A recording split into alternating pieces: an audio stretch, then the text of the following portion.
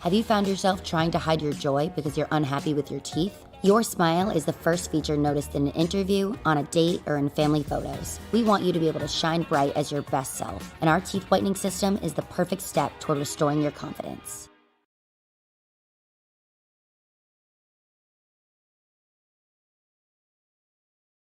Sound Art introduces an entirely new way to listen to music in your home. By combining the best of two products, a revolutionary high-fidelity, low-profile Bluetooth wireless speaker with beautiful artwork. Select from a library of artwork or upload your own photos to personalize your experience.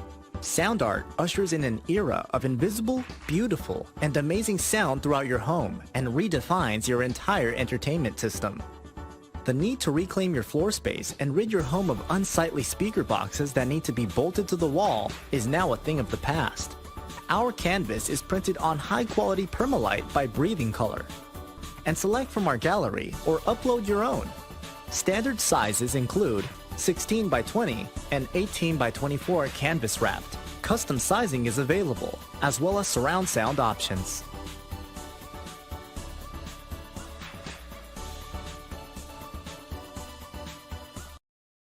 On this edition of Cars Tour Would You Rather, on a cross-country road trip, would you rather drive or be the passenger? Driver. I don't trust anybody else. Probably go with driver. Probably just because I like to be doing something. I know passenger, you kind of just like look at your phone and stuff, but definitely driver. I feel like I like to drive quite a bit. Driver first half, passenger second half. Just because. Probably the passenger. I like doing the navigation and I'm real good at being a DJ in the car, so that's probably where I would be. Driver. I like to be in control. Definitely driver, because I don't like riding unless I'm sleeping. Driver. I like to be in control of what I'm doing. I'd rather be the driver. I'd rather be the one in control. Definitely the driver. Specifically because I like to be in control of what I'm doing at all times. And mainly I just don't trust other people driving. The driver for sure. I'd like to drive. Passenger. I like to ride, I don't know. Sleep, maybe, who knows? Got to be the driver. I like to be in control.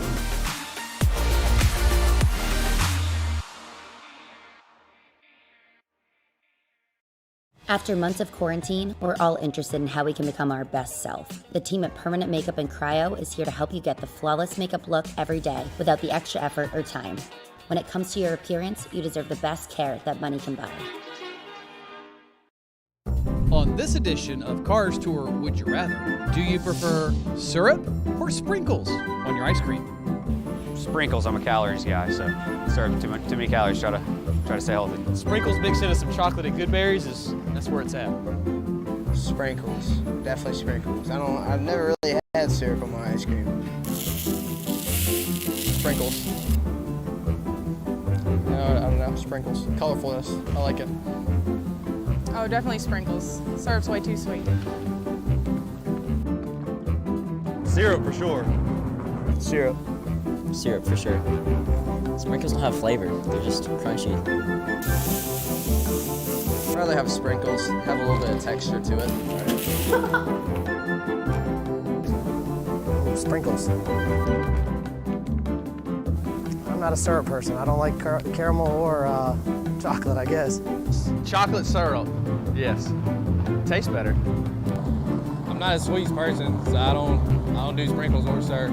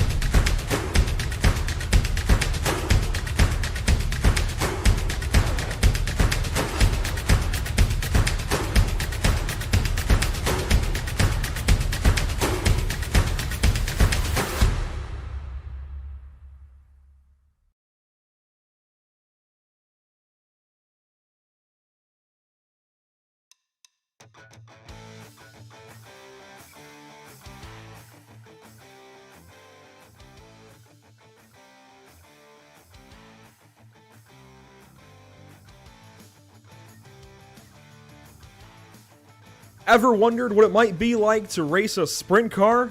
What about on the high banks of Talladega, where the Earnhardts and Allisons have won so many times? Or what if you could do both at over 180, 190 miles per hour and in a pack? We're about to challenge a handful of drivers to exactly that this evening. It's the Intimidator Challenge on Pit Stop TV. Welcome to the virtual Lincoln, Alabama. Caleb Gladney alongside me on the mic this evening. I'm Andrew Cardinale IV, and welcome to this evening's coverage of the first annual Intimidator Challenge by the United Sprint Car Championship.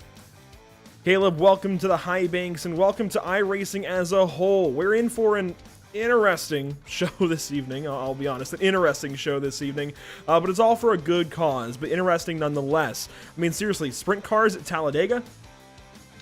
Well, Andrew, glad to be here, a part of the iRacing community, but as you said, sprint cars at Talladega. Once I found out this was happening, I was excited from the get-go. It's not something you get to see every day, and I'll tell you, not only are the drivers in for a show, but so are the fans watching at home. And of course, we take a look at Talladega Superspeedway. We all know it. We all love it, I think, at this point. It is the 2.66 mile super speedway with that oddly positioned start-finish line to cause more controversy and drama coming to the finish of races. Bill Elliott went around here at 212 miles an hour, so just under 45 seconds. That is the fastest that a real stock car has gone around this place. As far as an iRacing stock car, well, those unrestricted NASCAR COT cars, they can get down under 41 seconds. That's pretty incredible. We won't be going that fast this evening, Caleb, but we certainly have the motor to do it. Just the tires, I think, aren't going to provide enough grip. This is a look at the iRacing asphalt sprint car. We could go on and on about shocks and torsion bars, what have you, the fact that it's just under 1,500 pounds, the fact that it's about 78 inches wide and 90 inches long as far as the wheelbase goes, but really it comes down to the motor in these cars, just like any sprint car. It's a 410 cubic inch or 6.7 liter pushrod V8 pushing out 820 horsepower, and it all gives about 650 foot-pounds of torque. In layman's terms, it's got about the same power to rate ratio as a Formula One car with a lot more torque. Well, as you said right there, the 820 horsepower is something that we're all excited to see here at Talladega. They're going to be high wide here at Talladega, spread out, hopefully 3 and 4 wide all day long. And that motor is going to push them around at 182 to 185 miles per hour. So we're looking forward to that this evening. Yeah, we will be moving around this place. These guys will be going pretty quick. And to think of a sprint car going 180 miles an hour, I mean, sprint cars go fast on dirt and on asphalt, depending on the racetrack, of course, but 180 miles an hour. Of course, I don't think that it would work too well in real life, but it's pretty incredible to be able to do this on the sim. Yeah, exactly that. I mean, we've talked about it all week, as I said at the top of the show. It's not something we would get to see in real life. So it's the beauty of having iRacing and having sprint cars right here at Talladega. We get to see what it's going to be like to have these 850 horsepower machines rolling around Talladega Superspeedway. Practice is underway so far at the Talladega Superspeedway. We'll take a look at, how it's going for these guys, as a few drivers are sitting on pit lane, but Jonathan Ray and some others are getting up onto the high banks. Let's look on board with these guys. I mean, this has got to be a pretty surreal, experience as far as even sim racing. This is pretty crazy. We can pull up telemetry as well. Look at that, 180 miles an hour. We weren't lying, and you can see the front of the car, the nose of the car is lifting a little bit. We don't have wings on these cars, so the nose is starting to lift, and he does not have a whole lot of grip. Of course, on sprint cars, you have 4 tires that are usually completely different widths and often different compounds as well. You can see none of those 4 tires are the same, so having narrower front tires around Talladega is going to be a challenge. Well, Jonathan Ray sits there, P5 on the board, 5th quickest so far. You see him turning times as he comes through the tri-oval at 179 up to about 181 miles per hour by himself. Obviously, those speeds will pick up when he gets into a pack, as we ride on board with the 13 car of Adam Dahl. He's turning about 177 by himself. But we talked about the handling of these cars, and these drivers are going to have a handful as the night progresses on. Oh yeah, as soon as you get in the draft and you lose all of the air to the nose of these cars, again, there's no downforce. There's no aero devices. You're left with just the bone stock sprint car. So once you take the little bit of air that is hitting the nose and providing a little bit of grip, once you take that away, it's going to get interesting this evening. Here's Tull Owen, who is currently sitting second in practice. Now, it looks like Aaron Smith is currently leading the way, but he is in the pit lane. He is not on the track. He is not taking laps, so we'll see if he gets back out there. Multiple drivers getting into the session for the first time this evening, actually. Here's Travis Rowland. Yeah, Travis Rowland, you can see down there on the apron getting ready to come up onto the racetrack right here. Actually, he's going to pull down and come to a stop. It appears a little bit of smoke is he goes away right there back on the pit lane. But these drivers are trying to get last-second adjustments made to figure out what they need, as this is such a rare event. Nobody coming into this knows exactly what they're going to need to race here. So last-minute preparation with about 10 minutes left here in practice to figure out what you're going to need to win this race tonight. You can see it's a relatively light field, 12 cars, but this is a challenge for a reason. Not anybody can do it, and not anybody is up to the challenge. So these 12 drivers so far are the ones to accept it. We'll see how it goes this evening. We should have a few more on the way. Jonathan Ray, we're watching him around the racetrack. He's one of the few cars that is on the track. Adam Dahl is out there as well, getting that much-needed practice. Let's talk about why we're here, though. Kayla, we're not here just to mess around and just to have some good racing. That there's a bigger meaning behind it, and it comes in the form of something that I think a lot of people can relate to. It really comes down to fighting cancer, and Chabral Pruitt has been fighting cancer and actually was, she had beaten it. She had beaten cancer, and that's a big thing. It's like people don't usually get to do that, sadly. But she had beaten cancer, and unfortunately, it's come back, and Chabral and Marshall Pruitt are fighting it. Molly Binks has set up a GoFundMe for Chabral and Marshall Pruitt and is raising money for Chabral's treatment. This is really important. Everybody's, I think, had some kind of encounter at this point with cancer, even if it's just a friend or a distant relative or something. Everybody can relate to this, and if you'd like to contribute, you can do so at the GoFundMe link there at the bottom of the graphic. Yeah, what a great cause we are racing for here tonight. Obviously, our prayers with Miss Pruitt and her entire family, and we're hoping to put on a show for her tonight. As like you said, you can go right there to that GoFundMe link and donate. But racing for an awesome cause tonight here at Talladega. And Marshall is somebody that's very near and dear to a lot of open-wheel drivers and open-wheel fans' hearts. And a lot of these guys racing this evening, they are part of the open-wheel community. So to be able to try and give back to somebody who really needs the help right now, it's really important to them, really hits home for them, and that's the reason they're racing. That's the reason they've organized this race and for this cause. Yeah, like I said, awesome cause here on Pit Stop TV to support that Pruitt family, as you mentioned. But our prayers are with her and the entire family. So keep fighting, and like I said, go to that GoFundMe link right there and donate and help this family out as much as you can. So as practice continues on, we're inside of 8 minutes to go in the Intimidator Challenge practice. We don't have qualifying this evening. We will be skipping qualifying because, well, it already happened. These drivers have already made some qualifying laps around this place. It was one-lap knockout qualifying. That said, it was done in the same kind of style as Indianapolis 500 qualifying. So these drivers got a chance, if they wish, to go back out and set a few more laps, or, more so, you could opt to go back out and try and set a better lap and void your previous lap, but obviously that could drop you down the standings. So these drivers had that opportunity to do so. As far as how they will lead us to the green, the 16 drivers in our lineup here will be led by the first 4 rows. James Tiernan on pole. You saw his number 98 courtesy of the car graphic that we had just a little bit ago. Aaron Smith, who's currently leading practice, he will start from the outside row. Nate Stewart, Jonathan Krause, they make up row number 2. Travis Rowland, Tull Owen, they will start in row 3 and 5th and 6th. And starting 7th and 8th, it'll be Chris Aurelio in the white 56 that's going around the racetrack now, and the number 94 of Jeffrey Stanton. Rolling off in 9th, the number 13 of Adam Dahl. Rolling off 10th, the 64 of Michael Berry. Back there in row number 6, the 49 car of Alexander Miller. He'll roll off 11th. 12th, the 9 car of Christopher Williams. 13th, the 38 car of Jonathan Roy, who we've talked about already in the broadcast, running 5th quickest on the board right now. The 77 car of Ethan Harrison will roll off 14th. Tyler O'Neill in 15th in the 32. And rounding out the field tonight, Michael Cossey Jr. in the 99. Now, I'll be honest, Noah Carmichael, the guy kind of organizing a lot of this, he was pretty open with me. We may not see Michael Cozy in the field this evening. That was kind of a known going in, but just in case he was still able to make the race, he is listed in that 16th starting spot. So hopefully Michael Cozy, or as a lot of you viewers may know him as, Windvow, hopefully he's able to make it into the race this evening.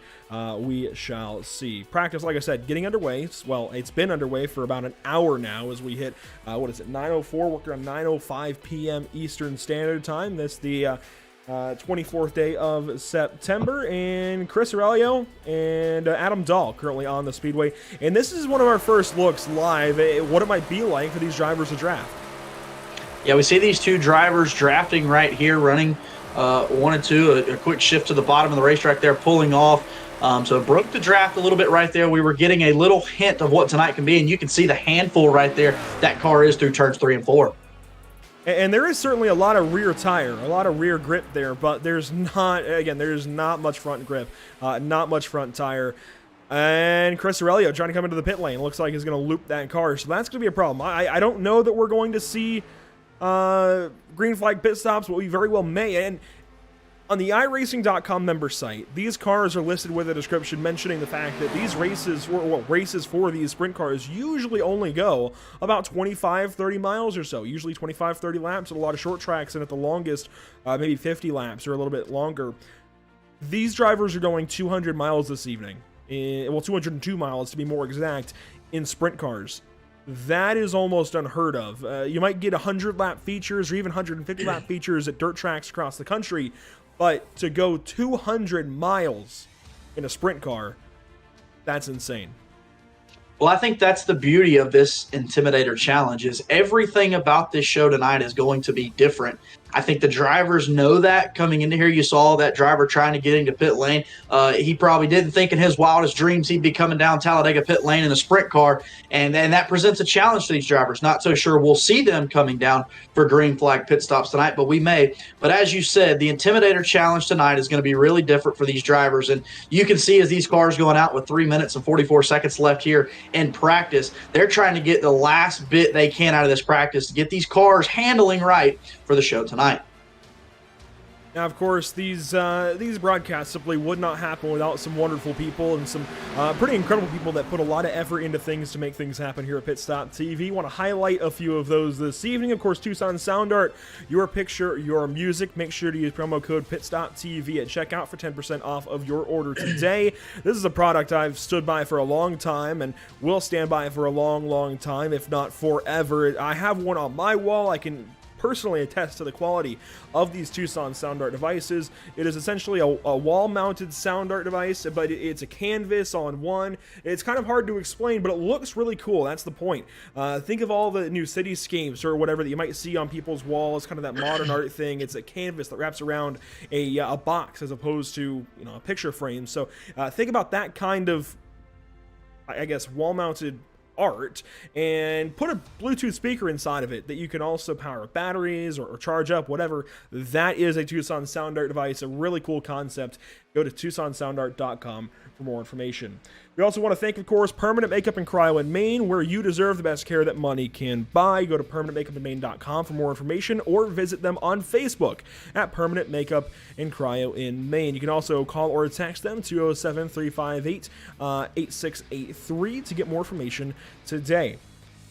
And, well, certainly not last, and not quite least, but Whiplash Media doing a lot of work as far as all these graphics, camera packs, what have you, making things look good on these Pit Stop TV broadcasts. Go to Whiplash Media on Facebook or pitstoptva.com/Whiplash for more information, as well as BAM Racing Videos by a race fan for the racing community. Brennan Metler putting in his hard work day in, day out, going to a lot of racetracks across the country, mostly the Midwest and the Southeast. A lot of great content happening over there on YouTube at BAM Racing Videos, Caleb. So a lot of great people make a lot of great things happen here at Pit Stop TV. Yeah, glad to have all those partners on board for the race tonight here at Pit Stop TV. Looking forward to the journey with them as this race gets ready to kick off here with just 1 minute and 26 seconds left here in practice. And I mentioned that this race is 200 miles. If you've done the math, or well, 202 miles, if you've done the math yourself, you might realize that comes out to about 75 laps and a little bit of change if you do 202 divided by 2.66. But the math we're using this evening is actually 76 laps. Now, this is called the Intimidator Challenge, Caleb, and it's 76 laps because Dale Earnhardt won 76 races in the NASCAR Cup Series. So it kind of works out that it ends up being right about 200 miles. Boy, isn't that convenient. As these guys, well, they're getting their final preparations, final moment to see how these cars draft. And, man, there's still a lot of unknowns as far as how this race is going to go.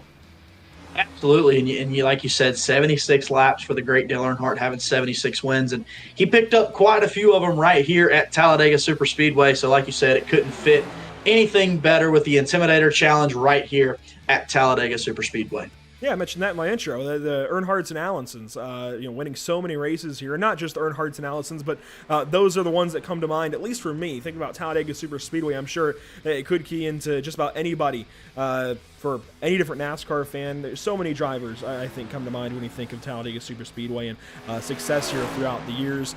We're going to see at least one driver have some incredible success here this evening because it's going to take a lot of skill and a lot of luck, I'm going to be honest, to get through this one entirely cleanly. These drivers do have some fast repairs to get through this evening, and I'm sure that some, if not all, will need them. Practice winding down into the final seconds and across the line. There we go. 00. Now we have a little bit of countdown.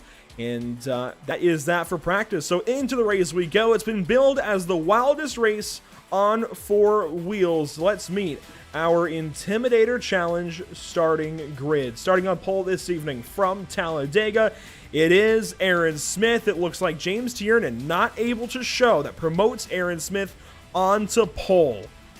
Wow, Nate Stewart will start to his outside in the number 4 machine. Starting third this evening, it's going to be Jonathan Kraus in the 83. Travis Rowland rolls off from the 4th position. Rounding out the top half of the field, Toll Owen starts in the 109, at least as he has scored, but it's the 09T on the car, with Chris Aurelio to his outside. The back half of the field will be rounded out. Started with 7th place driver, starting 7th tonight, the number 94, Jeffrey Stanton. The 13 of Adam Dahl will roll off in 8th. 9th, the 64 car of Michael Berry. 10th, Alexander Miller. And rounding out the final row here tonight, Christopher Williams in the 09, and in the 38, Jonathan Ray. So 12 cars will do battle. Again, that might sound like a pretty low car count, but think about the Clash for so many years. They only had about a dozen and a half cars for a long time. So I think this race could still be very, very good. I think there's still a lot of reason to watch along with these guys and see how this race goes. A lot of unknowns, and I cannot wait to see these guys go at it for 76 laps at Talladega Superspeedway in sprint cars. It's incredible. Well, as we work into this opening pace lap, you have to wonder, these drivers coming straight from practice into this race, what's going through these drivers' heads? The unknowns for this race tonight. Well, those unknowns we are getting ready to uncover and find out here with 12 drivers set to do battle in the Intimidator Challenge here at Talladega Superspeedway.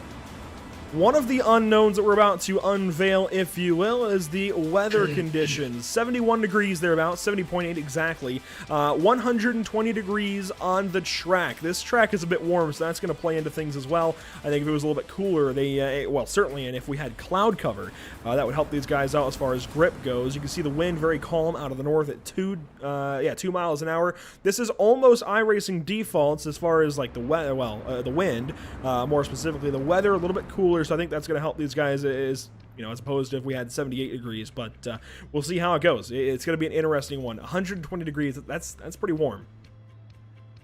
Yeah, it's a beautiful day in Talladega, Alabama. But like you said, these track temps being so warm, we'll see what kind of role it plays into this race today. Field of 12, pacing behind the iRacing.com pace truck. I don't even know where to start this one, to be honest, and especially with the extra time before we actually get this race going, because where the start-finish line is, I'm not really sure how to even lead into this. I mean, this is Talladega, as the wall says. These are sprint cars, and this is going to be wild. Michael Berry, it looks like, is opting to start from the safety of pit lane, so that's a bit interesting to note that the 7-Up number 64 is starting from the pits. But as the iRacing.com pace truck pulls down to the safety of pit lane along with Michael Berry, we send 11 cars then around the tri-oval for the final time at Talladega before things get underway. Bringing us to the green, it is none other than the one, the only Aaron Smith, and he's about to get things rolling across the start-finish line and underway.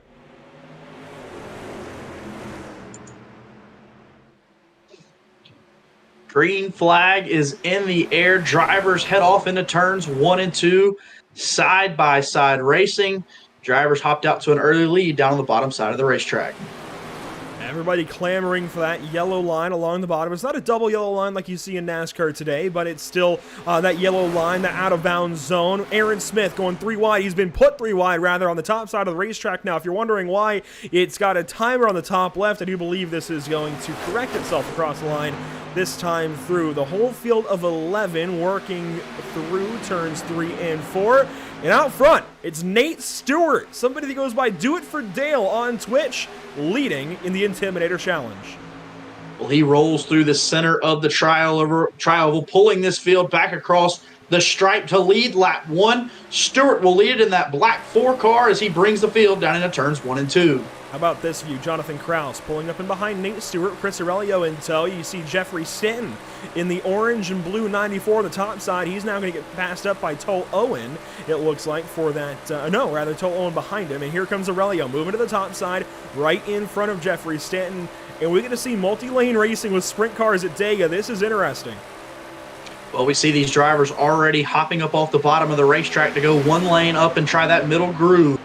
3 cars jump to that high side, trying to get past the leader, Stewart, down on the bottom with Krause following him. Not able to close in and make that pass. So even though they have more cars in that outside lane, they have yet to be able to pull out to the lead. For the tri-oval for just the second time this evening, 74 laps to go for these guys. Aurelio into second, maybe thinking about dropping in front of Krause. Nope, he's going to stay up high. And this is bringing some of those guys further back in the pack, right back into things. Michael Berry, in case you're wondering, has dropped way back of these guys. Of course, he started on pit lane. He is some 10 seconds back, but actually is closing with the way these guys are fighting. Now, one of the weird dynamics that these guys may not be used to is having to lift in a pack like this at Dega. Usually in a NASCAR stock car these days, they can run flat out. Nate Stewart moving off the bottom, and here we go.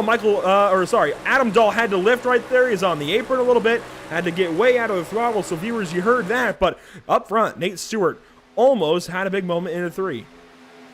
Nate Stewart able to hold on to the lead as they come out of turn number 4, but side-by-side racing for the lead. I bet you thought you'd never hear that. Sprint cars racing side-by-side here at Talladega. They come through the tri-oval. Who's going to lead? The 4th lap comes with a stripe. Give that one to Nathan Stewart. And you mentioned in preparation for this race, Caleb, when we were talking about it, that this feels like one of those things, and it is one of those things that this is only an iRacing thing. You're never going to see this in real life. This is really cool. The iRacing allows us to be able to do this, and of course, we're very much used to iRacing and the wonders that may be here at Pit Stop TV with it. But Caleb, you're brand new to the sim racing scene. How is this for you, seeing sprint cars at Dega? And I mean, this has got to open up a Pandora's box. Well, I will tell you, this being my first time really on iRacing and doing an iRacing broadcast, you couldn't have picked a better show for me to watch this first time with the Intimidator Challenge, sprint cars at Talladega. I'm loving every bit of it. I'm loving the unknowns and how these cars are handling. I mean, we've seen these cars go 3 wide, as you see on screen right there. Not something I thought I would see every day, but joining this iRacing community, like you said, it has opened so many doors now to the possibilities of the shows that we can put on here at Pit Stop TV. Yeah, I think this proves that we can do anything. I mean, there's so many different things that we could possibly do on iRacing. You can take, for example, Mazda Miata's Talladega. That would be interesting. That would be something fun to watch. But these guys, sprint cars this evening, and starting to see exactly that we can't draft. And oh, Jonathan Kraus gave a shot to Nathan Stewart. You can't bump draft. You can just draft, use a bubble, but you cannot bump draft. And I think Kraus found that out, giving the Nerf bar to Nathan Stewart, moving him from the lead. So now Chris Aurelio taking over. Well, Chris Aurelio takes the lead right here, but like you said, we just found out that you cannot bump draft right here. But what a driving capabilities and skills right there by Stewart, as he was able to hold on to his sprint car and keep rolling on as he jumps up to the high groove right now. They went 3 wide there for a minute when Stewart got put 3 wide, but he runs back there in 4th now, jumping up to the top side. Now, if these drivers make wheel-to-wheel contact, we don't know what we're going to see, but it's going to involve some pirouette action. A bit of ballerina dancing potentially with sprint cars at 180 miles an hour. That could be interesting as Aurelio moves up, and there we go, first crash, and oh my goodness! Was that Adam Dahl? That was. You see it right there, Adam Dahl airborne along with another driver. Not sure the green car right there that's flipping. We'll have to get what number that is, but another car flipping down into the grass. So that will bring out the first caution of the evening. That was Miller that you saw up in the catch fence, tail end of that crash. So we found out 6 laps, first caution, and boy, these cars will go airborne. It's almost like I was beckoning for it. I mentioned that we don't know what we're going to see. Oh, a little bit of contact there. I don't think that was intentional. I think that was just Miller trying to hurry back. And Aaron Smith now around to turn 4. This is interesting. They'll get back going and get back rolling. And Aaron Smith in reverse there. Pull a bit of a J-turn. I like the style there from Aaron. But yeah, that proves that, well, if we have some crashes, we will see some interesting things. So that answer is at least, I guess that question is at least answered. Yeah, we're gonna take a ride along here and look at the replay to see exactly what happened, Andrew. And I think part of it was the announcer's jinx. You know, you mentioned it, and then it happened. So I think, like you said, you're going to have to take ownership for that one. But they raced down the backstretch, and let's see and look what happened right here. Exactly what we had the lap prior where Nate Stewart just gets a bump from behind. I mean, you can see it's just oh my goodness, Miller almost cleaned Nate's clock there. And then cleaned his own into the wall a moment later. But yeah, you can't bump draft. That's going to be a problem for these guys. You cannot put Nerf bars to Nerf bars. You can see it's just a singular peg that you're going to hit on the back end of one of these tanks on these sprint cars. You can't hit it. If you do, you will jack the car up, and you'll see it. This is on board with Toll Owen. I mean, I know it's so enticing to go up there and try and give him a push, but it's just not going to work, especially like that, and it just gets Nate loose. Well, you mentioned it, I believe, a lap prior when we had the previous incident with Stewart, that these drivers are going to have to learn to lift here at this super speedway to not bump draft. When you bump draft on any occasion, you're going to have problems here. And that's another unknown coming into tonight. Any form of racing we've really seen at Talladega is bump drafting, and you want to give that shove to push that car further up ahead to get that lead. But these cars are so different, it just doesn't work that way. And 7 laps in, I would have to believe these drivers are starting to figure that out. Yeah, I dare say so. Definitely, it's just not going to work. This is Alexander Miller's view. You can see one car in the air. That was Adam Dahl initially. Here comes Miller into the crash. Oh, he does end up catching the slightest bit of Nate Stewart's machine. That's what sends him into the careening crash into the outside wall. And look at him, up and over multiple times. Ends up on his wheels. That's honestly impressive. Well, you know, going back through this replay, one thing I noticed is the car that's out front that is getting pushed, they're kind of like a sitting duck, you know. There's not much they can do to keep from being bump drafted, but it all depends on what the car behind them does. So when you're looking at this, Stewart is just kind of there riding along, and he gets hit from behind. Not much he could do there, but hopefully that means that no more bump drafting. But like I said, that car out front can't control what the car behind him is doing, and it's a bit of a sitting duck there down the backstretch. I want to take one more look at this for Adam Dahl. That is a weird way to go airborne here. You'll see in a moment, he's going to get hit and go sky high, but he just kind of floats and then back down on his left side and back down on the 4 wheels. That's crazy. That's incredible. Yeah, that was a wild crash. And to think we're only 8 laps into this race and we've seen something like that, you got to think when these laps get closer and this pack stays close together, we're going to see a lot more of that. We're going to see a lot more, I think, of those incidents. Hopefully not until later on in the race. I want to see some green flag racing for a period of time. These drivers, as I mentioned earlier, do have a few fast repairs, so that will keep them in the race a good bit longer, but definitely, yeah, we don't want to see too many of those incidents. They will definitely pile up, and eventually we will start to see some retirements. All 12 cars still in things, though, because this is iRacing, this is virtual racing, they have fast repairs. I believe they will get 3 fast repairs tonight as they run. So these drivers using one of those, fuel obviously at 100%, and then the tires unlimited. So these drivers coming down to get these fast repairs made. And luckily, like you said, they get to roll back out onto the track, no harm, no foul, and continue on in this race. And here's a tire change for Travis Rowland, the double O, putting on some tires in that double O machine. You can see he started 4th. Now he's down to 11th because of the caution and where he is in things with pit lane. But and also, I do want to mention the iRacing Sprint Car Cup Series. That is a series that you can run on iRacing.com. Goes to a lot of short tracks across the country.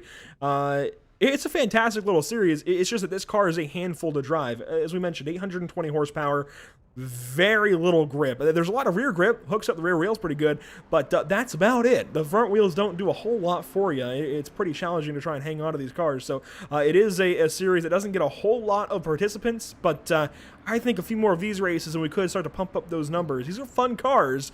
It takes a lot of skill to drive them. Well, I definitely think any drivers that are watching this that aren't participating tonight and watching how much fun these drivers are with the handful they're having to race here tonight, I think it's definitely going to draw more drivers here as we have 9 laps of 76 laps completed here, still under caution after the first big crash of the evening on lap number 7.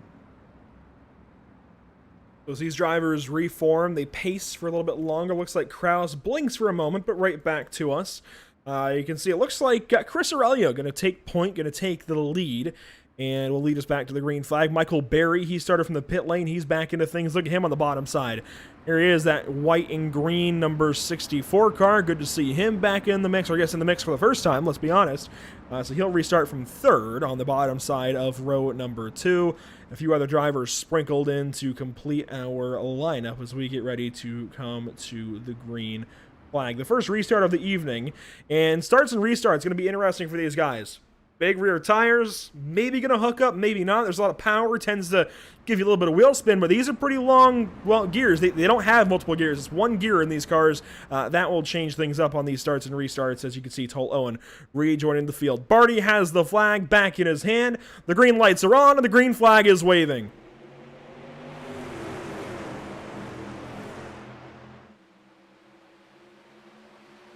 Two by two, the drivers go through turns 1 and 2, bringing along that bottom lane. One car hanging up high up top. That is that 64 car, I believe, of Barry. Actually, no, Barry has fallen back to 5th here as they race down the backstretch. Cars trying to pick a lane, trying to go to the bottom or maybe even the top. Sorting themselves out down to turn number 3. This will be a view as they go over our digger cam, if you will. Remember that from Fox? That was always one of my favorite things, yeah. Yeah, you can't forget it. As a child, that was a staple to the Fox broadcast, was Digger coming out of his hole at one point during the night, and then when the cars came by, he quickly shot back down in it. Lap 10 complete, this time across the line. The field coming back to the start-finish line, and it's going to be Chris Aurelio leading the way, leading the field back to that lap. Michael Berry, he's dropped up, or I guess dropped down, dropped up. He's moved up into the 2nd spot in front of Jonathan Krause and Christopher Williams making his appearance towards the front of the field. Aurelio's out to a pretty good lead right here. Well, the battle is on right there for 3rd and 4th as Williams and Krause continue to swap that position down the backstretch as we ride on board with Aurelio, as he has a couple car lengths over 2nd place Barry as they race through turns 3 and 4. He jumped out to a pretty good lead. We'll see what kind of run Barry gets off of turn number 4. I want to take a view right here from Aaron Smith's machine. This is what it looks like to be running 12th of 12 in this pack and see everybody moving around, bobbing and weaving, and figuring out these sprint cars in a 12-car group. at Talladega. Most of these drivers opting for the bottom lane, but you can see the middle's being left open. A lot of guys going to the top as well, and this is what it looks like. This is incredible. Well, you have to look, when you're out on board here, you notice how technical you have to be to work from the back to the front here. You can't touch any cars on your way from the back to the front, so that presents a challenge within itself. Perhaps Smith just hanging out at the back right now, knowing another big crash could possibly be coming, and that would catapult him to the front if he could avoid that. But the racing is heating up right here as we are too wide racing off of turn number 4. We just about had a battle for the lead, but cars will duck down to the bottom of the racetrack and fall in line. Adam Dahl dropping back. Nate Stewart thinking about 3 wide, backs himself and the rest of the outside line up, and it looks like they will try and keep from going 3 wide for the moment. Nate's really trying, but he wants to go out there, and he's finally, I think, going to make the move to the outside of the 13 car, take him 3 wide and try and move up through this field. Man, we're starting to learn kind of how this race might go. You ever heard of the floor is lava? Oh, yeah, and that's how it's looking right now. Yeah, except every car is lava. Don't touch the other cars, you're going to have a bad day. Alexander Miller, we saw him careening into that crash a little bit ago. He's on the bottom side now, moving up behind Kraus, and those guys still dancing around out front. Williams is riding there in second right now as we ride on board right here. As bottom of the racetrack, watching this driver in the thick of the pack. You know, we looked at the last place driver, Smith. Now we ride on board here with, I believe, Miller, as he will ride there. He is in 9th place, falling on that bottom lane. But this is what it looks like to be in the thick of things right here. And as you said, with the floor is lava, you can't touch one another. So you race around this speedway and you want to make moves, but you know if you make a move and a driver cuts your nose off, that's going to result in a bad day for both of you. This could be interesting here with Nate Stewart getting close to Christopher Williams and Barry moving up off the bottom. Aurelio moves up to try and block for the lead. Williams checks up. Wow. Well, they keep racing for the moment. Chris Aurelio, that was a bit aggressive from the lead. Now going to have to give up that outside line to Williams, bringing Nate Stewart along with. Barry's got help on the bottom side. He's bringing Owen back into things. So toll Owen, and now Nate Stewart going to split the middle. 3 wide on turn number 4. It's going for the race lead. Stewart brings them 3 wide. Quickly it goes back to double file here as they'll go 3 wide again here on the tri-oval for the lead. Stewart will pull to the outside of Aurelio. Battle is on for the lead as they cross the stripe. Stewart has come to play today. And Nate Stewart working his way back through this field. He was well far and back on the restart. Has moved up, and Aurelio dropping back. That's very odd. The 56 has just dropped anchor suddenly. I don't know if he just didn't like the read, didn't like what was going on, or if maybe, think about this. I mean, he's been blocking a good little bit, and these are open wheel guys. Usually you get 1 move and that's it. If you're making multiple moves, oh, there they go! Contact made, cars flipping in the air. The 00 car. Have to check the 00 car right there. That's Travis Rowland. He'll come to a stop. Big pile up on the backstretch, and that seems to be the trouble spot of this Talladega Superspeedway right now, is the very end of that backstretch when they get these big runs. Roland will roll away from the scene. Barry will not. He will have to take a tow. There's Adam Dahl in the number 13 car. He's got problems. He's involved in this. Let's check out the damage to that 13 as well. Look at the Nerf bars on the sides all messed up, all torn up. The nose is pretty dented in. Roland's got a lot of damage. I don't think he even has a tank on that car, does he? I'd imagine he would have to, yeah. So he's still got it there, but it is all kinds of dented. Barry is towed back. You can see his motor is expired after that damage. Jonathan Ray, I believe, there he is. He's got a lot of damage. I think Jonathan Kraus got a piece as well. That involved fewer cars this time, but it was still just as big. Well, we'll look at the replay, but we wonder why some of these cars were going to drift to the back, and that might have been why they picked up on the tension picking up here as we look at the replay. And as I said, the trouble spot down the backstretch, it seems like when they get these runs, you have to decide whether you want to throw a block or not.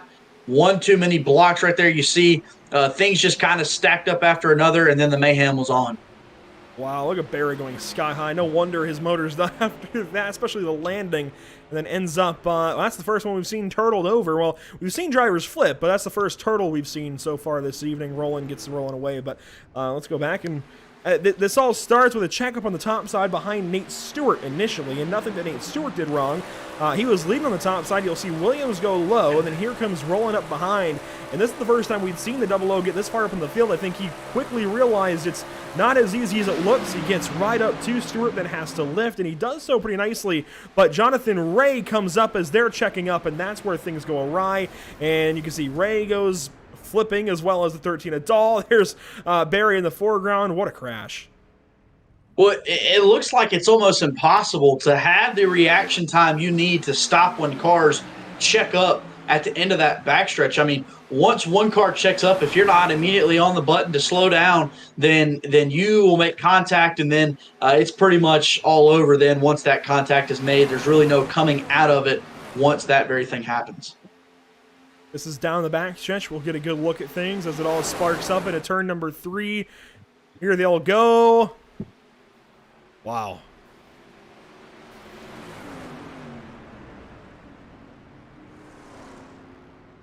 You see the cars rolling down off the banking that right there. All those cars trying to avoid that wreck right there, as that will bring out caution flag number 2 right here on Pit Stop TV as we just watched that replay. So yellow flag back out. You see these drivers still on pit road. Travis Rowland right there from New England getting set up. There's Michael Berry out of New York. And Michael Berry was having a pretty good day running up front until this happened. So he's going to have to try and come back from the rear here. Started 9th, you see right there. He's currently in 12th. His high, he was all the way up to 2nd, pushing to battle for that lead. But now he's going to have to go to the rear here with 17 laps complete out of 76 here in the Intimidator Challenge.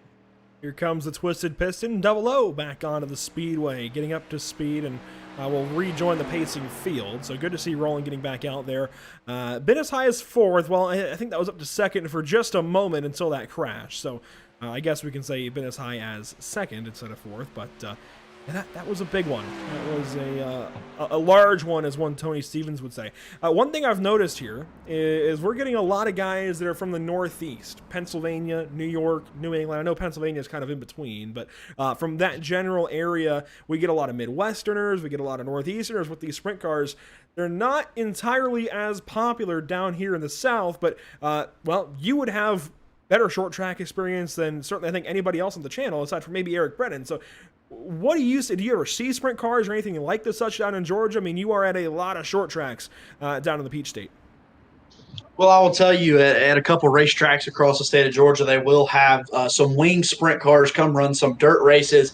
Obviously not major divisions of cars coming, but enough to put on a show at some of these local dirt tracks, and they're very fun to go and watch in person. But like you said, more of the Northeast is where we see these cars race, but every now and then they will venture down to the Peach State and run here in Georgia. And I can tell you that just about every time the sprint cars roll into town at a dirt track, it's a packed stadium because, like you said, it's not something a lot of these Southern race fans get to see every weekend.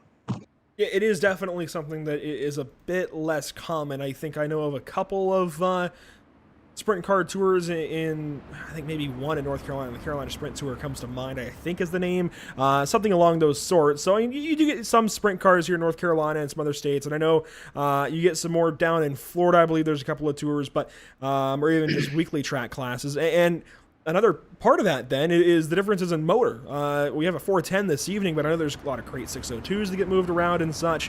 What do you see in that regard?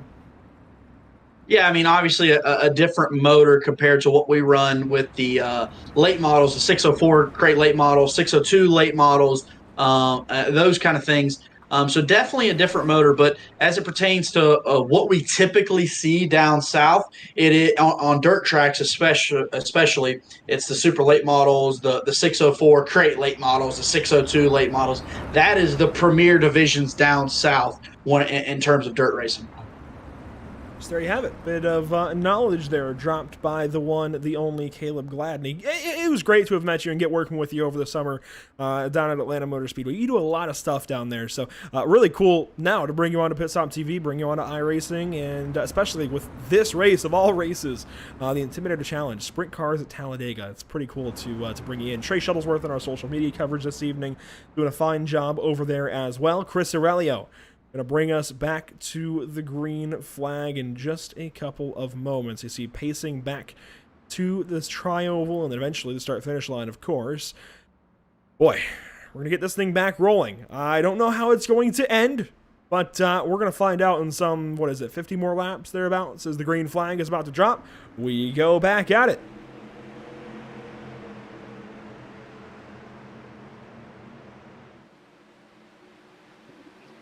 Laps completed. Of the 76 laps we're set to run here this evening. A competitive restart right there as they ride side by side as they will work down onto the backstretch. Car's going to jump up high to follow the top lane. It seems the cars have shifted from the bottom up to the top lane as they work down the backstretch. Single file aside from these front two. Aurelio and Stewart doing battle. Williams now drops with Aurelio. The bottom side, will Stewart follow suit? No, he stays up on the wall. The Dale line, as a lot of iRacers call it, now he drops down, and, well, he'll consider moving to the inside lane. Everybody else, single file, you can see them behind. These guys, I think, are trying to get into that mid-race mentality. Log laps, get through this one. There's a long ways to go, and likely, these drivers will still need to get fuel. That's the other thing to keep in mind. So, as we get that first green lap done from the restart, this is how they look. Stewart rides there in second behind Aurelio. Aurelio out front, pacing the field, pulling them along. Single file off of turn number 2 and down the backstretch. You see that Williams car jump up to the high side. He's got some help there. That's the 00 of Roland. Roland making quick work to run back to the front of this field. And as you see right there, that 4 car of Stewart getting awful close to the leader as they work into turns 3 and 4. That was some updrafting, I think. He was definitely giving him a bit of a shove. I don't know how that one's going to work there, Nate, but he made it work for the time being. Didn't wreck him. That's the main thing. If you're going to do it, at least make sure not to wreck the guy, and that's a very fine line you walk this evening with these cars. But hey, maybe some fresh rubber, which they got under that yellow, which they do have unlimited tire sets. That's a big thing. A lot of short track series, you'll see limited tire sets. In fact, the Cars Esport Tour, you only get one. But this, considering, yes, they're short track cars, but we're at Dega, we'll give them an unlimited sets. And I think that's going to be a good move overall. Well, Aurelio still leads here, but Stewart, since the drop of the green flag, has been a player. He's come from the back to the front multiple times now as he has been involved in that first caution we saw right here. But Roland now peaks for the lead. 3 wide, racing for the lead in turns 3 and 4. Roland there on the bottom of the racetrack. He will take that lead over Aurelio as Stewart will fall back to third. Boy, Chris Aurelio is making sure we say his name a lot tonight. Roland as well, and Stewart. These guys they want to race up front. Guys like Aaron Smith and some others, they want to stay out back. They're just here to ride around and make it to the finish. Certainly a clear difference in some of these drivers' agendas, but one thing they all want to do is stay as this 12-car pack and get through as many laps as possible together. Side by side, second place on back. Stewart on the outside, Aurelio down low. It's Ray in fourth on the bottom, and Williams up top of him. Everybody else doubled up behind as well. The lone car out front, that is Travis Rowland. Travis Rowland leads this one. He took the lead at about this spot right here, just 1 lap to go. He'll jump to the high side and throw a block. Not so sure how that'll work. Car's almost touching off of turns 3 and 4. 3 wide, they're racing here with 22 laps complete in the Intimidator Challenge. This could rival some NASCAR racing here. I mean, this is good stuff so far. Nate Stewart, Travis Rowland, and Chris Aurelio, especially at the front of the field, moving around, ducking around, bobbing and weaving. This is some good stuff as they play duck, duck, goose at the front of the field. Well, I will tell you one thing we haven't seen so far, and I don't know if we're going to see it with how these cars have been racing, is we haven't seen a long green flag run and how these tires and these drivers will be after logging so many laps in a certain stint of time. But racing down the backstretch right now, Stewart pushing for that lead over Aurelio. He's going for it down the backstretch, and he will get that lead. Aurelio drops out. He's going to go back to the back of the field. Last time he did that, they crashed about a lap later, if that. So watch out for these guys then. If Chris Aurelio doesn't like the look of things, if he doesn't like the read, it's not like a quarterback audibling. Pulling an audible, there we go, calling an audible at the line of scrimmage. If he doesn't like the read, he will change things up for the better. And last time that worked for Chris Aurelio, we'll see if it's a worthy audible this time or not.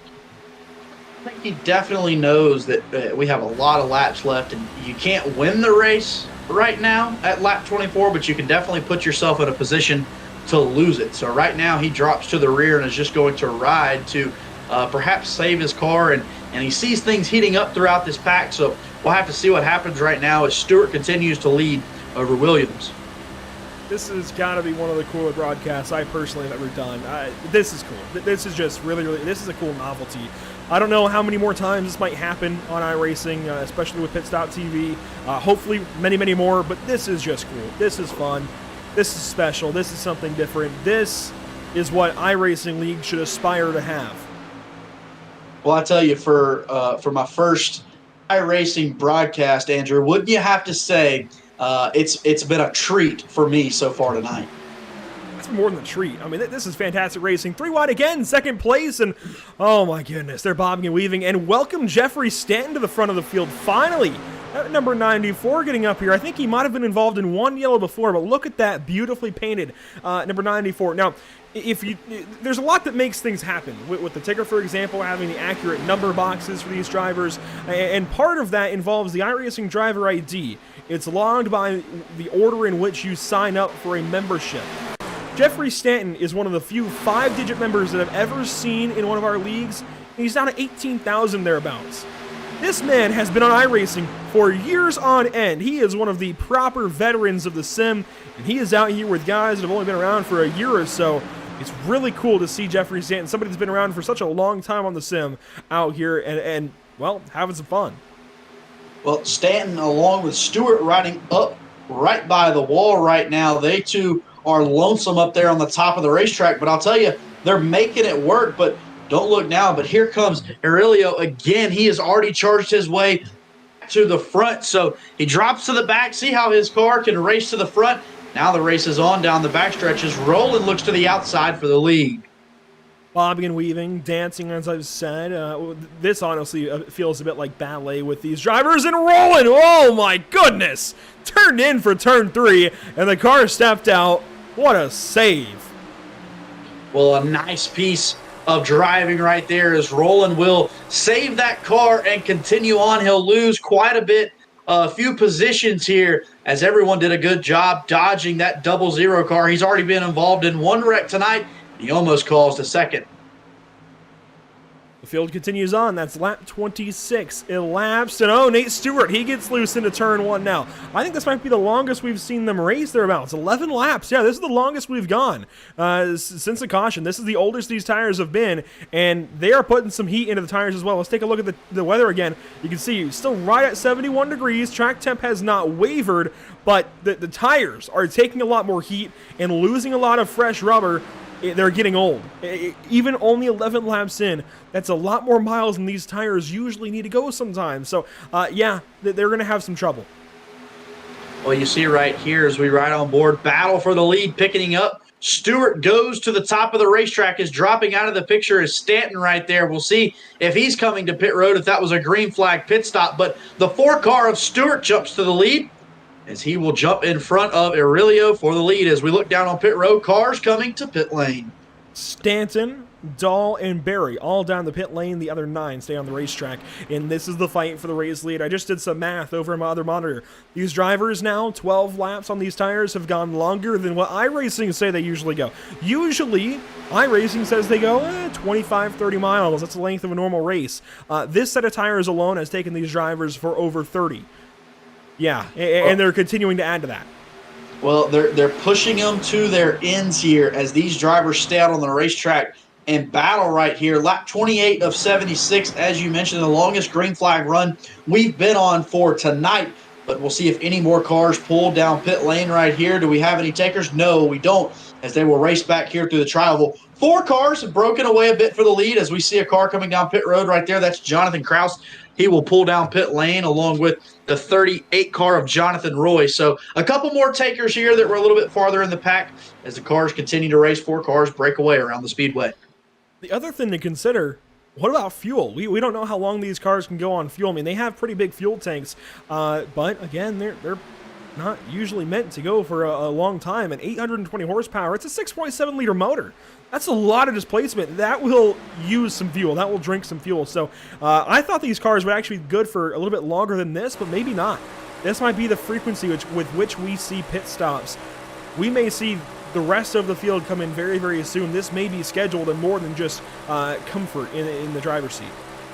Well, I was kind of thinking like you, Andrew, when looking into this race. I figured these drivers would be able to go a well more than 30 laps. But now that I think about the speeds they're turning, as the car gets loose right there in front of the field, that's Stewart. Nice piece of driving right there to dodge. No harm, no foul. Everybody continues on as Stewart with a loose race car will fall out of that lead draft. Perhaps he will come to pit road this time by here at lap 30. They continue on, the top four anyways. Stewart drops into 5th. And Williams will be the next one behind him, a couple more seconds back. You can see these guys are really getting loose. This is called the Intimidator Challenge for a reason. The track, the tires, the cars, the drivers, they're all intimidating each other and potentially themselves a little bit. It's like you're playing the old NASCAR games and you're holding down R2 to intimidate. Hey, the EA Sports games, I know exactly what you're talking about back in the day. A staple in the Gladney household back in the day, but you're right. You're trying to intimidate here. But I will say something so far. That is the second time today we saw Rowland in turns 3 and 4 and now Stewart in turns 1 and 2 where we've seen these cars just get out of hand and a nice piece of driving by both of those drivers. They both held on to it and kept those cars racing clean. You saw a couple more pit stops there. That was, looks like Ray and Rowland in the pit lane. So Rowland finally conceding. Stewart is 3 seconds back of these guys, though. This is your top 3. Aaron Smith, Alex Miller, and Chris Aurelio. And Aaron Smith, he sat way back saving his stuff, and I'm sure about half throttle, but now he's getting loose, and they're going 3 wide on these old tires, 3 wide for the race lead. They're the only 3 in this little pack. 3 wide racing here. Who's going to take the lead? Give it to Smith on the front stretch, but you look right there, drivers cutting hard for pit lane. It's about that time here at lap 31. Chris Aurelio is going to continue. Here comes Nate Stewart, though. He's joining these two. So Smith, Miller, Stewart, they all come in and pit. Williams continued on. Christopher Williams, Chris Aurelio, they continue on the speedway. They're going to run, honestly, similar lap times. The thing to keep in mind is with NASCAR races, you're usually thinking about trying to pit as a group. I don't think you want to in this race. You might want to pit on your own because you're able to run just on your own. There's a lot less risk, I think, in that. Whereas these guys, they will enter and exit as a group, and they have to do so rather cleanly. That will kind of change things up. Maybe throw a cog in the wheel, as one JP Costa might say. Well, we have to watch here when these drivers do come back off of pit road. How does it split these groups up? Are we going to have 3 or 4 groups split across the racetrack depending on their pit stops and everything else of that nature? But I tell you, that 56 car of Aurelio out of New England, he is just not coming to pit lane. So he continues to race on 33 laps now. He stretched it farther than anyone else this evening.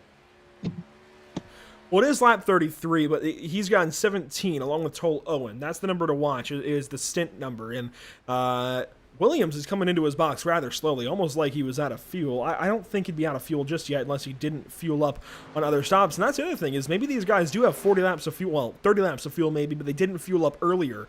So those guys that have already pitted, maybe they didn't take fuel, and certainly the move probably was to take fuel, and maybe Aurelio did. We don't know exactly. So hard to say, but I would expect Aurelio in soon. Let's be honest. The tires have given out. But if it is just for comfort, now that he's on his own, maybe he can just keep going and try and eliminate a pit stop. He's not dealing with any turbulence, not dealing with having to race around anybody. He can just take the optimal line, whatever line is most comfortable for him, and keep this thing underneath him. Meanwhile, these guys are all fighting further back. Well, these drivers are fighting further back. As we look back here, see these drivers. Most of the drivers being bottom feeders right now through turns 3 and 4 as they hook the bottom of the racetrack, all closing back in. I'd be curious to know what kind of lap times these drivers are running compared to the leader. We'll have to see there. It seems like they are running about 3 seconds faster is what it looks like than Chris Aurelio. So that gap could close up fairly quickly as these drivers continue to race, all fighting back through the pack. Chris Aurelio remains on the speedway. Does he stay out this lap? No, here he goes. Finally pitting. And he is among the last 2. Toll Owen is the only other driver. Will he come in this time? Let's see. He's in turn 4 now, the number 09T. Will he come in? No, he's going to almost spin. Oh, boy. And he is going to go ahead and pit. Yeah, that's it for Toll Owen. He's throwing in the towel, and oh, he's going to wreck. Coming down on a pit lane, he spins right there. But really only nudges the pit wall. If you're going to spin into pit lane, that's one way to do it. That did not look bad. I don't think he has any damage out of that. That's That's lucky. Yeah, I think the only thing that's going to hurt him out of that is a little bit of a loss of time here on pit lane, getting in there, having to get that car spun back around. But out front, all by his lonesome self, that Stanton out front, he continues to lead this one over Smith. So 36 laps down, the field stretched out. This is the first time tonight, Andrew, we've seen this field strung out, not necessarily together. So to see if they're going to tighten back up over time or if people can just stay out of the danger's way and run some clean laps. Now, Stanton came in earlier in. I mentioned there might not be a whole undercut strategy, or I started to mention there might not be much of an undercut strategy. I think there is. It seems like times have picked up by about 3 seconds, which is pretty sizable. So that's the time that Aurelio was out there losing each lap and the time that Stanton was gaining when he pitted early. So he pitted a little bit earlier, got a few seconds on these guys, and should be reeled in soon. I don't think the draft is doing a whole lot, maybe a few miles an hour. The speed is right about the same on the straightaway. Where it's gained and lost is in the corners with grip and having to lift and whatnot. So being in this group is going to help for now, because if you are moving a little bit quicker, maybe you don't lose as much, what have you. And of course, newer tires, they're not going to lose as much since Stanton pitted earlier. So we'll see how it all works out. It's lap 36 of 76. We're coming around to 40 to go. We're right on board right here. As we see him using the bottom of the racetrack, that's Travis rolling in that 00 car, who we have seen in a couple of accidents tonight. He rides along right here on the front stretch, peeks to the outside of the car in front of him, not able to make that pass, just falls in line right now. And we're in that middle portion of the race, that stint of drivers just trying to take care of their cars. But as these laps wind down, we expect at least one more pit stop, it looks like, Andrew, and then the race will be on. Want to thank everybody for tuning in. More pit stops now underway. Here comes Adam Dahl out of New Jersey back to the pit lane. And actually, that's actually it. I thought there was one other car, but maybe not. Looks like everybody else staying out. Now, Jonathan Kraus pitted 1 lap later, just 1 lap later than Jeffrey Stanton. He cycles out with Aaron Smith, as Smith is all over the apron for a second. He cycles out with Aaron Smith and Travis Rowland. They were watching on screen now in the 70, 83, and 00. There's some 6 seconds back and slowly closing on Stanton. I think the undercut seems to be the way to go right now. The time they're getting back over the course of the run is negligible, and if we get a yellow, it puts Stanton out front. So, obviously, over the course of time, yes, they will likely catch him, but, I don't know. Stanton didn't go too many laps. Let's remember, he only went about a dozen, maybe 15 laps. Now, obviously, if he pits more than the rest of these guys because of that, then that will certainly come back to hurt him. But at least in the short term, that undercut might work. Well, looking at Stanton right there, or not right there, but it's Stanton on the racetrack. We look back to where he was running when he pitted, he was about 7th in that pack. He pulled out of line and pitted, and like you said, he undercut, and it has put him out front. And like you said, he is not necessarily hoping for a caution right now, because he's all by himself running pretty quick laps, but a caution would keep him out front and continue to lead this race. Here comes Michael Berry. I was just about to mention these guys were racing for last. Jonathan Ray and Michael Berry were racing for last. Berry got sorted a lap down after his toe on the previous yellow. Ray had a pit penalty, I believe. He had to come back in for service or penalty, one of the two, and dropped a lap down along with along with Berry. So they were racing, and I believe Stewart has also had a penalty. He is, as you can see on the ticker, 50 seconds back of anybody else, back of the leader, and is down in 10th now. So from racing for the race lead, he must have had something go wrong, and is now in 10th, even behind Adam Dahl. The rest of these guys, though, they're racing.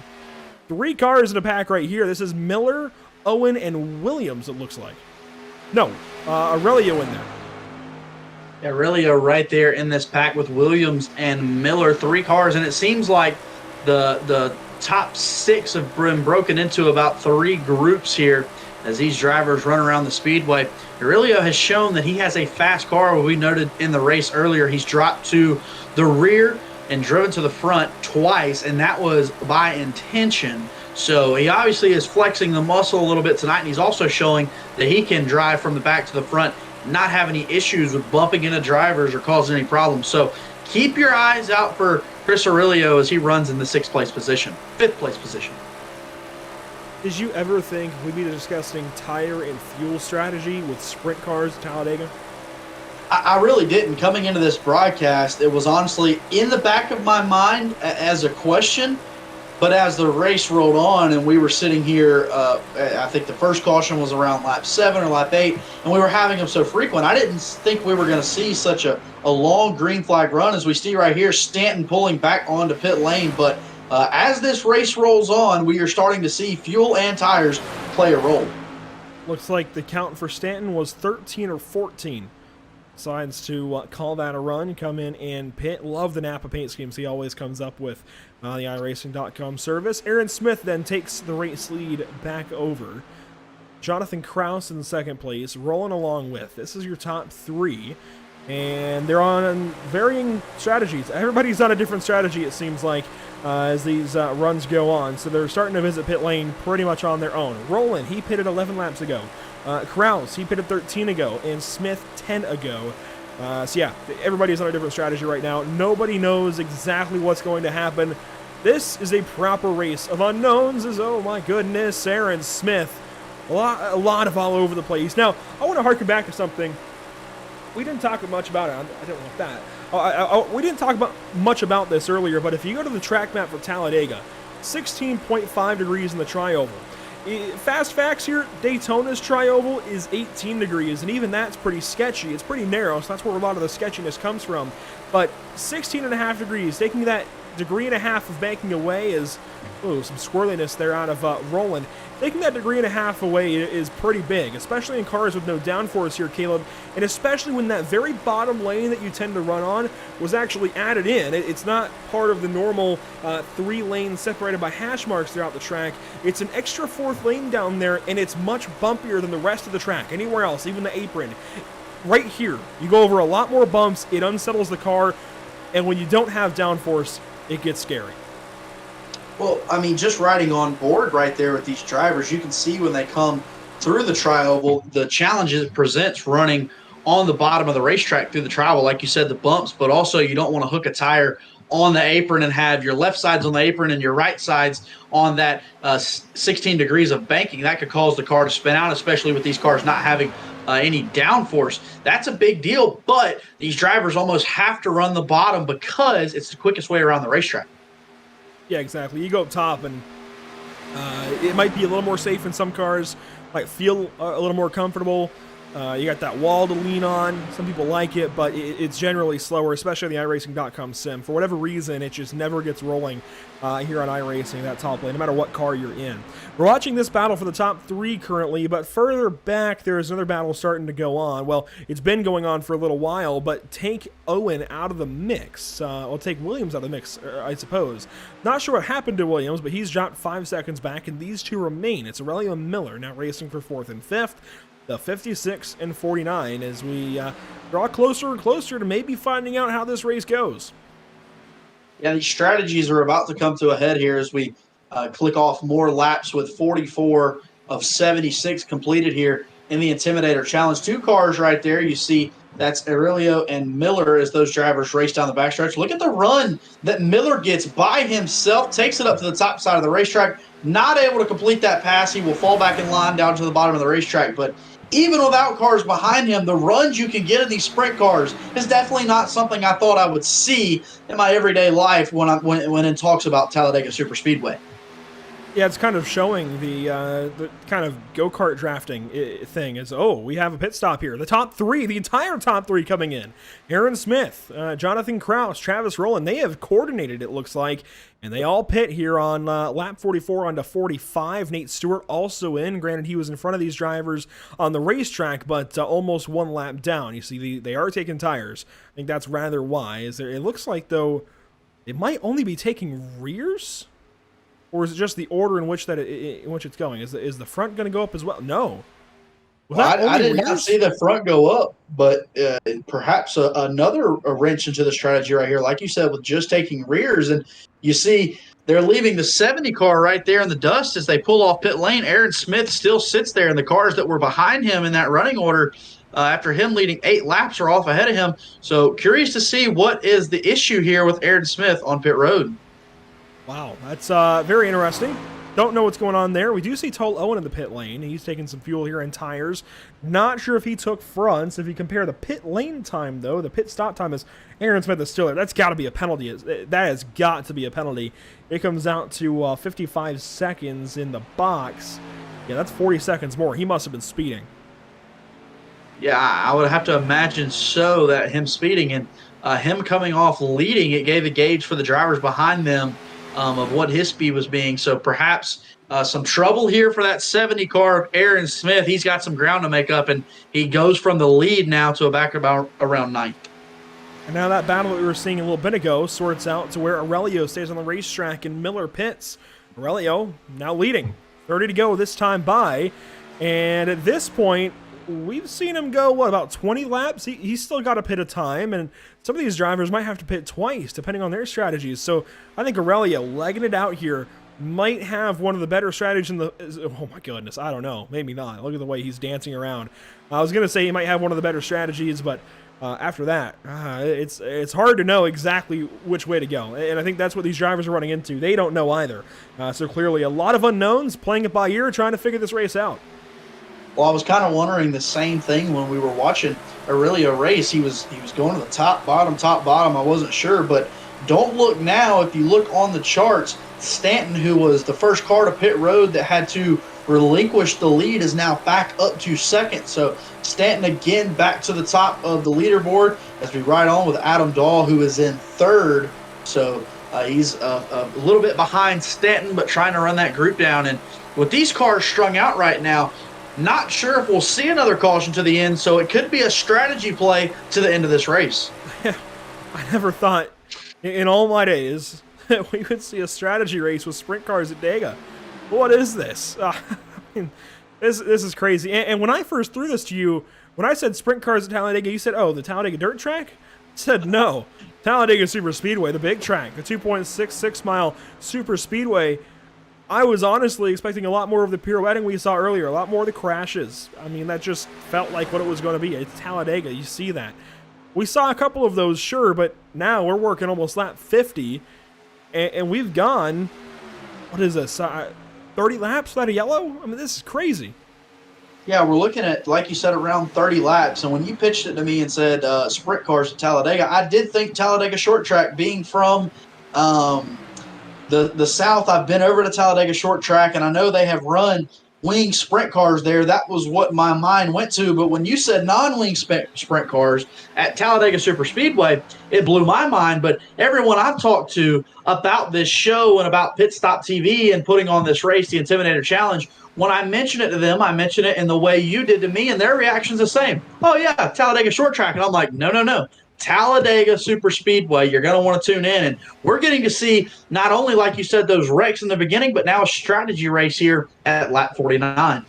Aurelio was not alone on pit lane. Adam Dahl is also in. You saw he was following Stanton very, very closely. Granted, he had Barry in between he and the leader now, but ends up coming in on, what was that, lap 48 on a 49. Aurelio joined him there, so a couple of cars getting their stops. There is no rhyme or reason anymore. These drivers are all on different agendas. It's really just what they end up liking, I think, and I don't know that we really know the max length that these drivers can go. It seems to be around 12 to 13 laps, maybe as many as 15 if you're really feeling lucky, but not much more than that. Well, it's all about risk versus reward. I know you want to have those extra laps clicked off with time, but let's say you do wait till lap 15, lap 16, perhaps even lap 17, and you run out of gas somewhere like on the backstretch or over in turns 1 and 2. That could ultimately kill your day, so not something you want to do. So we'll see how risky these drivers get as we're coming up on 26 laps to go. It's going to be cutting to about 2 pit stops, so we'll get to see which they decide to do. And I think this puts all iRacing drivers on notice right now. If you want a wild race, something that's going to bend your mind in ways that you didn't think were possible, and something that's just going to be spectacular, here you go. It's the United Sprint Car Championship Intimidator Challenge. Yep. hopefully this is an annual event. Hopefully this comes back for many, many more years, and maybe even rotate the cause that we're here for. Let's not forget that we are here for a great cause this evening, and if we can pull that back up momentarily, we will do so. We are here benefiting somebody that's fighting through cancer, and something that I think is very, very relatable to a lot of us in the world. Shabral Pruitt, fighting through cancer now for a second time, and you can see they're close to their $75,000 goal to help her through treatment. Marshall and Shabral Pruitt, they need help.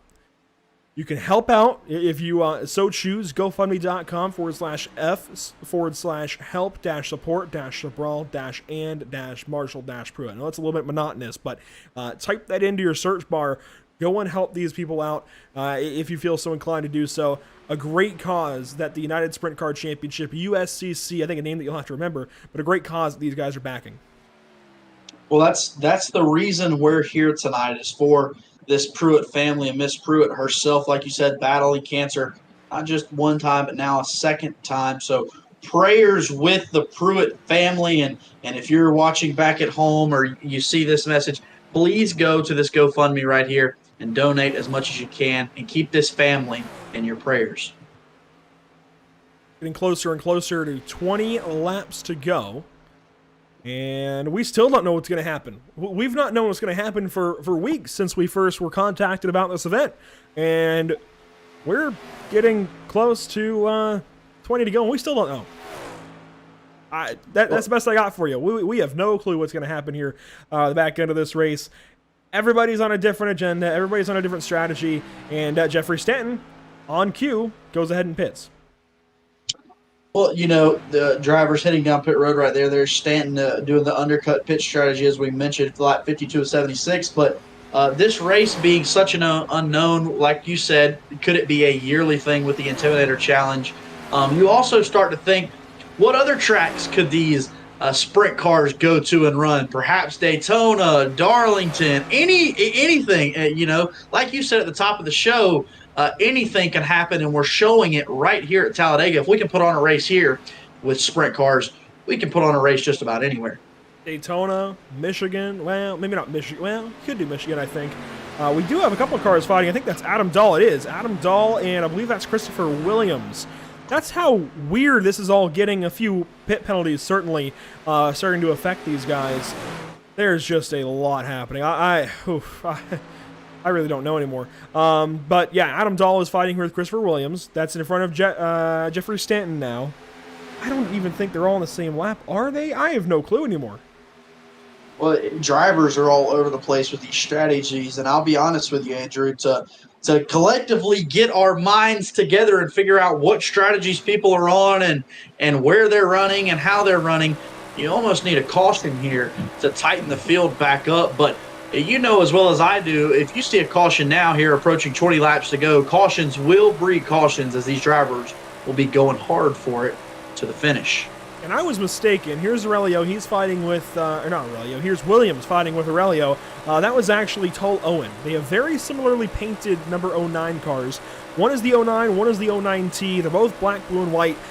They're hard to distinguish. So guys, if you want to run 09, that's fine, but pick different colors. My goodness, I can't tell which car is which half the time. But anyways, these guys are racing for third, Aurelio and Williams.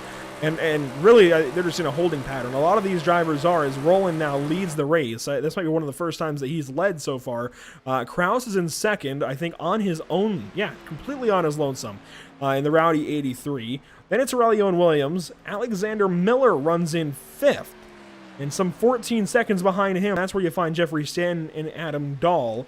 Then Tull Owen a little bit further back, Aaron Smith, Jonathan Ray, and Michael Berry. One car has dropped out. That is Nate Stewart. I think he got a little bit discouraged after piling on some laps down to the leaders. A couple of penalties, I believe, for him, and he has dropped out of this race.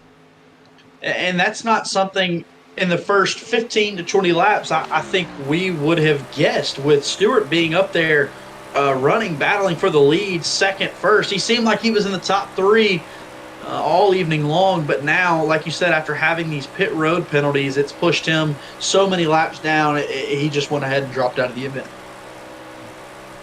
On board here with Jeffrey Stanton as we come around to hit 20 to go momentarily. Where's Roland? That'll tell us when we get 20 to go. He's in the backstretch. So the next time through, it'll be 20 to go for everybody.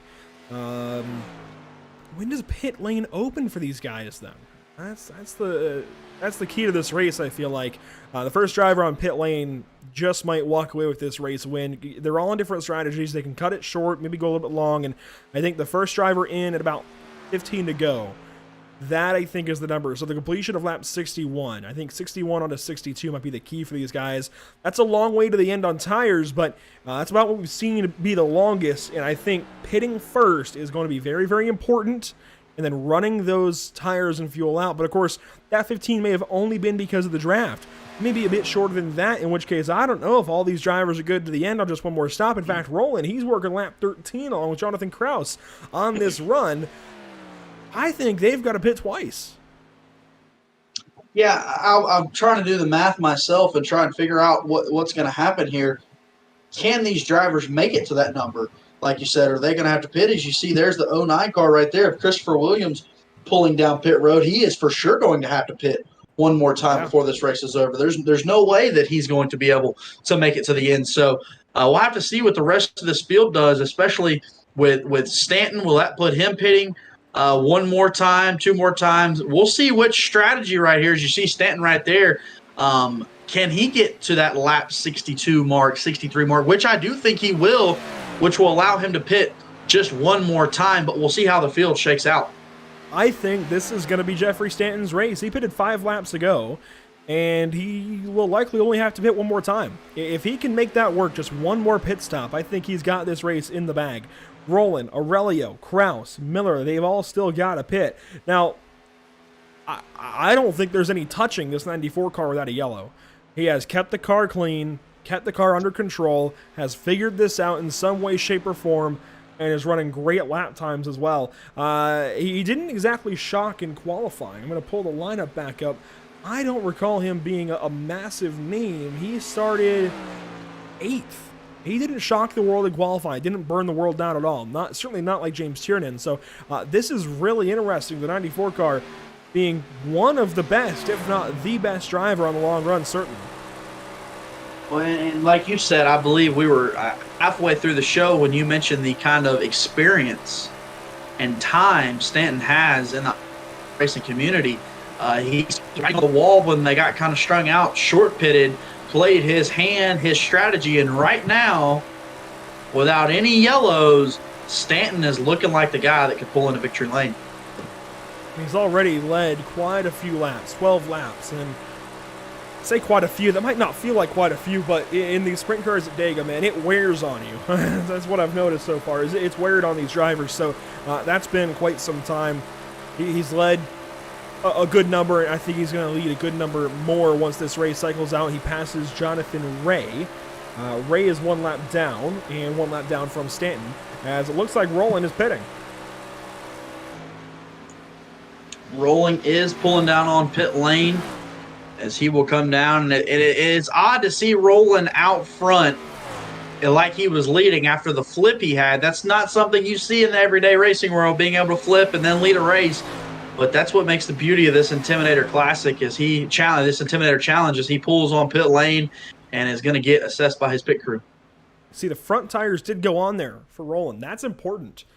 That could be the difference maker. If he's good on fuel, taking those front tires could really help him go to the end potentially on this last stop. Now, this is still a little bit early, I think. This is 16, 17 to go. This is very, very early, I think. Aurelio is going to be close. But even so, all of these guys still have to pit one more time, and that's going to cycle them well behind Jeffrey Stanton. The next car behind Stanton is Smith, who's still got to pit as well. Then Owen, he's got to pit. The next car that has pitted behind Stanton is Travis Rowland in the double O, which is, looks like 22 seconds behind Stanton. You know what this feels like? Old school NASCAR.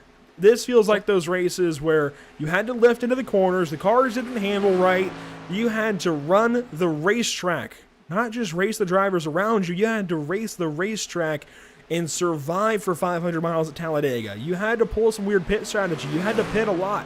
The tires went away. You had to do some weird stuff, and that promoted a lot of different strategies. The fuel, it did some weird, this feels like old school NASCAR where you had everybody on different strategies strung out around the racetrack, and you just never really knew what was going to go on until the late stages.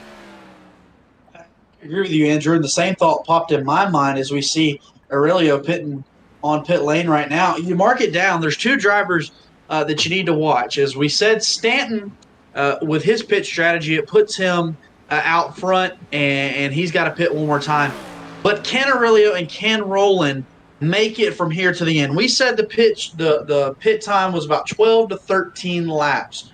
But can these drivers stretch it? For Roland, it would be 16 laps. For Aurelio, it would be about 14 laps. What's going to happen? Those are two drivers that I think, depending on how the dice roll and the strategy rolls and how they save gas, could they throw Stanton off his throne? Well, this is the number that I mentioned for everybody. Maybe Stanton isn't going to win this race. This is the number I did not think that these drivers would all make it to this point in time. Maybe what we were just so sure of isn't going to happen at all. Looks like Stanton will have to pit and these drivers won't. See, this is what I'm talking about. This is really hard to figure out, really hard to predict. And it looks like Stanton will have to pit one more time. He's at 10 laps now across the line. Wow. What did we get wrong? Well, to me, I'm not entirely sure. We'd have to go back and try and figure it out here. But I thought for sure, like you said, Stanton had only pitted 5 laps ago. He would have to pit once again here in around lap 66 to lap 68. I figured that's when he would pit in that range. But it doesn't appear that way, as now Roland is perhaps in the seat to win this race. He's gone 4 laps. My number was 15 to the end. Fitting into that, the first one's going to be Aurelio. We've been talking about Aurelio cycling out to the lead a lot tonight. That wouldn't be much of a surprise. Roland, honestly, would be a bit of a surprise. Stanton, I think, can come in at any point in time, make it to the end. I think all these drivers can do so now. If they can't go 15, I think it swings back to Stanton's way, of course. But, man, this is getting harder and harder to figure out by the moment. Just when we think we might have the code cracked, it's suddenly completely backwards as Aurelio and Williams are fighting. This could be the fight for the race win. We don't know yet. Well, Aurelio gets by Williams right there on the front stretch as they cross the stripe here. 64 of 76 laps completed, getting ever closer to that 10-lap mark. But, Andrew, in your wildest dreams, would you have thought, for one, that they would be this spread out and racing strategy to close out this Intimidator challenge? No, we've been talking about it for a while. We didn't expect this at all. This is completely different from what we expected in this race as far as race complexion and everything else. This is crazy. This is awesome, though. I love everything that's happening here as Kraus blinks for a second following Dahl. This is back your 5th and 6th on the racetrack. They should cycle out to 4th and 5th, it looks like. But actually, I think Williams will have to pit again. I think Dahl will have to pit again. Roland will have to stretch, but he's the first driver that might be okay. He pitted, it looks like, at 59 onto 60. He just crossed the line. Ooh. I don't think he's even good. If you're looking at it right now, obviously Stanton's going to have to pit one more time. Once Stanton makes that pit stop, he should be good to go to the end. Yep. The question then becomes, is Roland going to be able to stretch it 16 laps? I don't think so. Can Aurelio stretch it 15 laps, 14, 15 laps? So you have to look at 1st through 4th, and that's where I believe this strategy is going to come into play. As you mentioned, Dahl's going to have to pit again. Kraus is probably going to have to pit again. As we see right there, there's Stanton making that stop. So now Stanton is banking on the rest of the field having to pit at least one more time. And now the race is on. Can Roland make it around from here to lap 76 before having to pit again? Or could Aurelio? We're getting ready to find out. Remember, though, that Roland did take front tires, and that could be a difference maker. It might not be. He's got 11 laps to go. He's done 7. That math ends up at 18. I don't think that's going to work out for Travis Roland. He needs a yellow. And here comes Chris Aurelio. Interesting, I guess, rhyming there. But Aurelio's going to take the spot anyway, it looks like. Aurelio's just faster. So Aurelio now is in the hot seat as Williams is back on the pit lane. Dahl along with him. So So these drivers knew they had to pit one more time. There's Dahl in the 13 car as well, the red 13. Williams rolling out of the pit lane. Ooh, the drivers that I think are okay to the end, and this is going to be close, are Aurelio, Kraus, Miller, Smith, and Owen. And even they might be 1 or 2 laps a little bit short. Oh my goodness. What is this race? Well, and looking there, Stanton there in 4th. If anything happens to Kraus or Aurelio or Roland, if they have to pit, and as we see right here, Aurelio is going to take the lead from Roland. Like you said, he is just that much faster. He's catching him at almost a blistering pace. So he'll get around Roland, and then the race is just on between Aurelio and Kraus, and then Stanton crossing his fingers, praying that we see those drivers run out of fuel, because we can safely say, I do believe, that Stanton is good to go from here on out to the end. Yes, at this point, you're definitely good. I think at 15, it's close. 12, you're good. And that's about when we saw Stanton pit, was 12 to go. Now, we just took 10. So keep in mind, it's not at 66 when you get 10 to go. It's 67. As Aurelio does take the lead here. This is the battle for the race lead currently, and Aurelio is going to take it from Roland. Roland moves up the racetrack, I think, defensively, but it's not quite going to work out for him. It's an easier line to run, but it's faster, obviously, on the bottom to turn the tires in a little bit harder and take that bottom lane, cut some track distance out. Well, Andrew, go ahead. Well, Andrew, I was going to say, you may know this question and be able to answer it for me, but for people watching at home, they know when you watch a NASCAR race, you can lift in the turns, under yellow, shut the car off, save gas, all those kind of things. What can these drivers do, if anything, like Aurelio, to save fuel to try and stretch this and get the win? Lift, that's it. These drivers don't have a clutch. They're single gear cars, no starter motor. You can't shut it off and get it back rolling.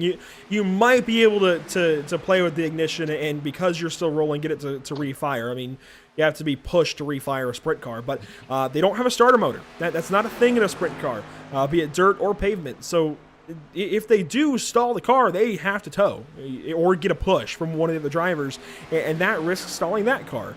But they don't have a clutch to push in, under yellow especially. All they can do really is lift, and the drafting helps. Obviously, the drafting reduces the amount of drag that the car is experiencing. The car is having to fight through, so that helps a little bit, but only so much.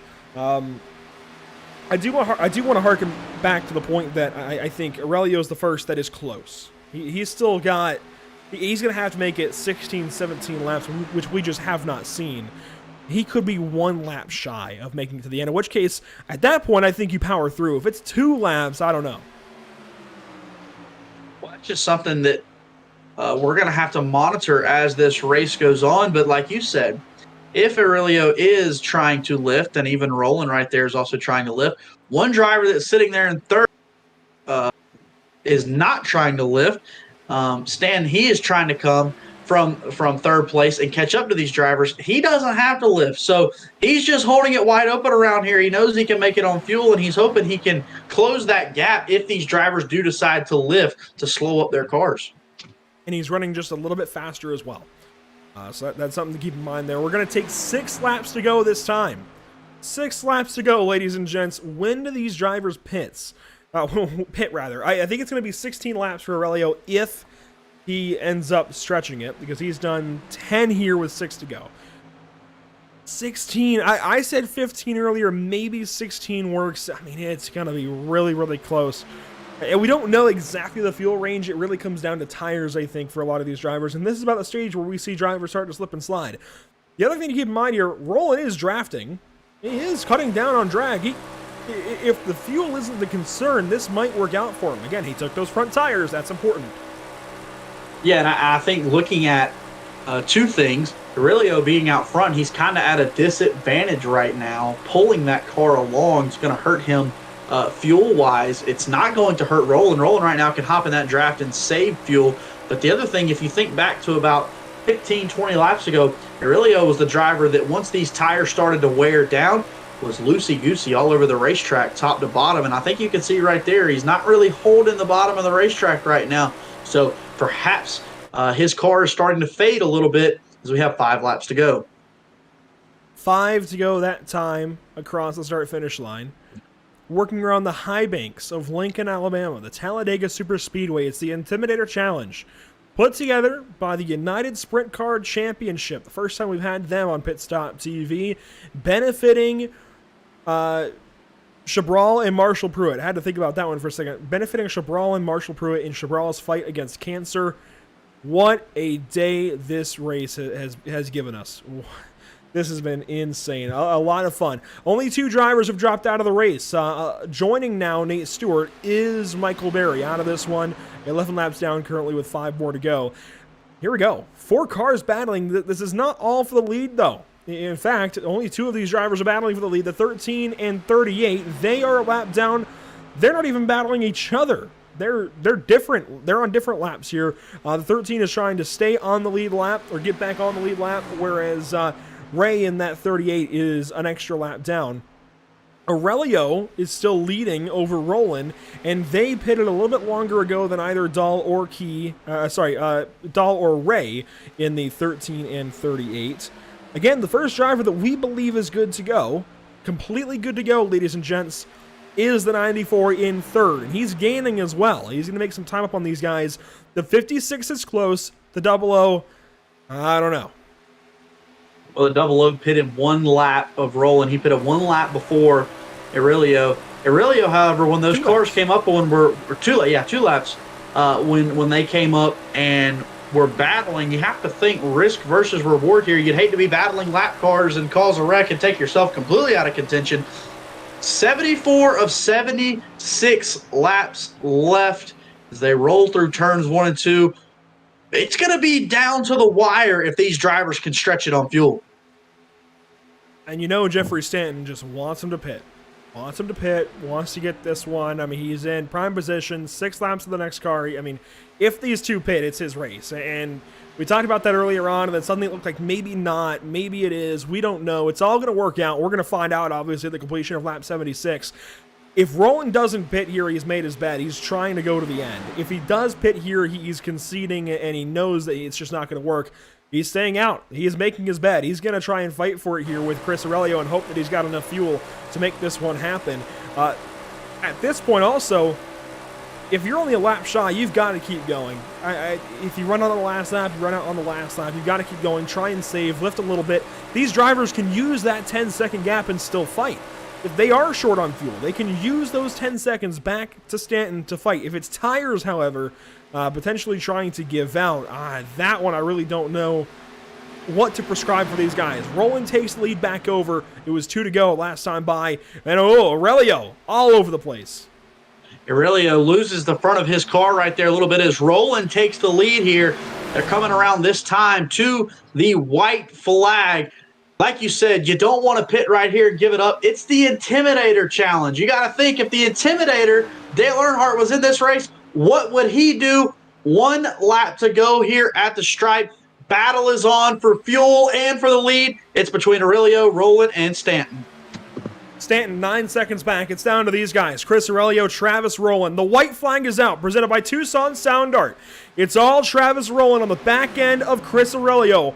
What happens on this final lap at Talladega? Sprint cars at the big track, the 2.66 mile super speedway, side by side down the Talladega super stretch, the Alabama gang super stretch, whatever you want to call it at this point. Down the back stretch for the final time. Roland's in the wall. He's crashed. He's done. Up and over. Maybe. There he goes. Onto his lid. It is all Chris Aurelio. All he's got to do is navigate turns 3 and 4 for the final time. The 56 car out of the Great White North, almost. Northeast, somewhere around there, New England anyway. The 56 of Aurelio is going to round the tri-oval at Talladega and win the first ever Intimidator Challenge at Talladega. Wow. What a race to the finish, Andrew. As you see Stanton coming across the line right here, across the stripe. And that answers our question. Aurelio could stretch it on fuel. Kraus joins him in that fight, now in third. Across the line momentarily, here comes Aaron Smith in the number 70. He's going to take 4th place. Alexander Miller should take 5th. No contest there. Williams back there in 6th. And Roland is going to drop from fighting for the race lead. Way, way, way down the running order. Williams junks it across the line, but it's all Chris Aurelio taking the spotlight this evening. Can you believe? Have you ever? No, I've never. It blows my mind that this is the show we saw with sprint cars at Talladega. This race had it all. We had the wrecks, the 3-wide racing for the lead at the beginning, and then as the race went on, we had strategy come into play, and ultimately strategy is what won Chris Aurelio his first ever Intimidator Challenge. The only Intimidator Challenge, at least to this point. The only driver to win the Intimidator Challenge. That's got to feel pretty cool. And it's not the Daytona 500 necessarily, the Southern 500, but maybe it can be after some point in time, at least the esports version. What a race this was. This is a true testament of driver skill in so many ways. And Chris Aurelio is on top of the scoring pylon. Well, I'll tell you, I'm glad you allowed me to be a part of this Pit Stop TV Intimidator Challenge, to witness this and be able to be on the call for this race. Like I said a minute ago, this race had it all, kept me on the edge of my seat, and I look forward to hopefully this race being here a year from now, Intimidator Challenge Part 2. Chris Aurelio, victor at Talladega. What do you say? We talk the driver that just won it all. I mean, it only feels right, maybe give him a few words. Chris Aurelio winning things, just incredible. Looks like we'll do so on the far end of a break. We'll get that sorted out, so stand by for that. It looks like it's going to be a little bit longer, but Chris Aurelio, Jeffrey Stanton, Jonathan Kraus, we should have them on the far side of a quick post-race break. We'll be right back to you momentarily from Talladega Superspeedway.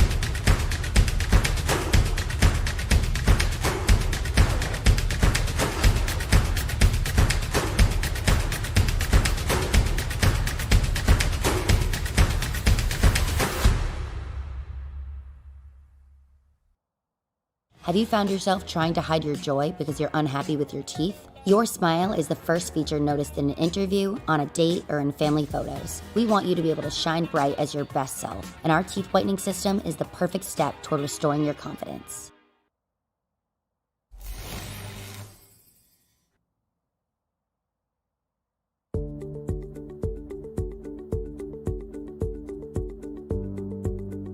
Sound Art is a product that is a speaker and it's art. We combine it together and we call it Sound Art.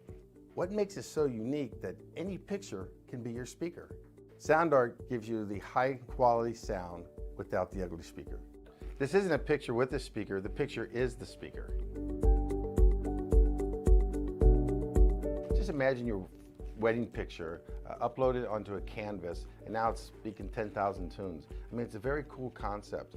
What we like so much about it that you can take anything that means something very special to you, upload it on the canvas, have it hanging up in your room, your balcony, wherever you want to put it, and now it's a speaker. I mean, how cool is that? It's something that we have that and no one has. No one has this product. It's just a great gift to give anybody. It's just a neat concept. Around here we say, art never sounded so good.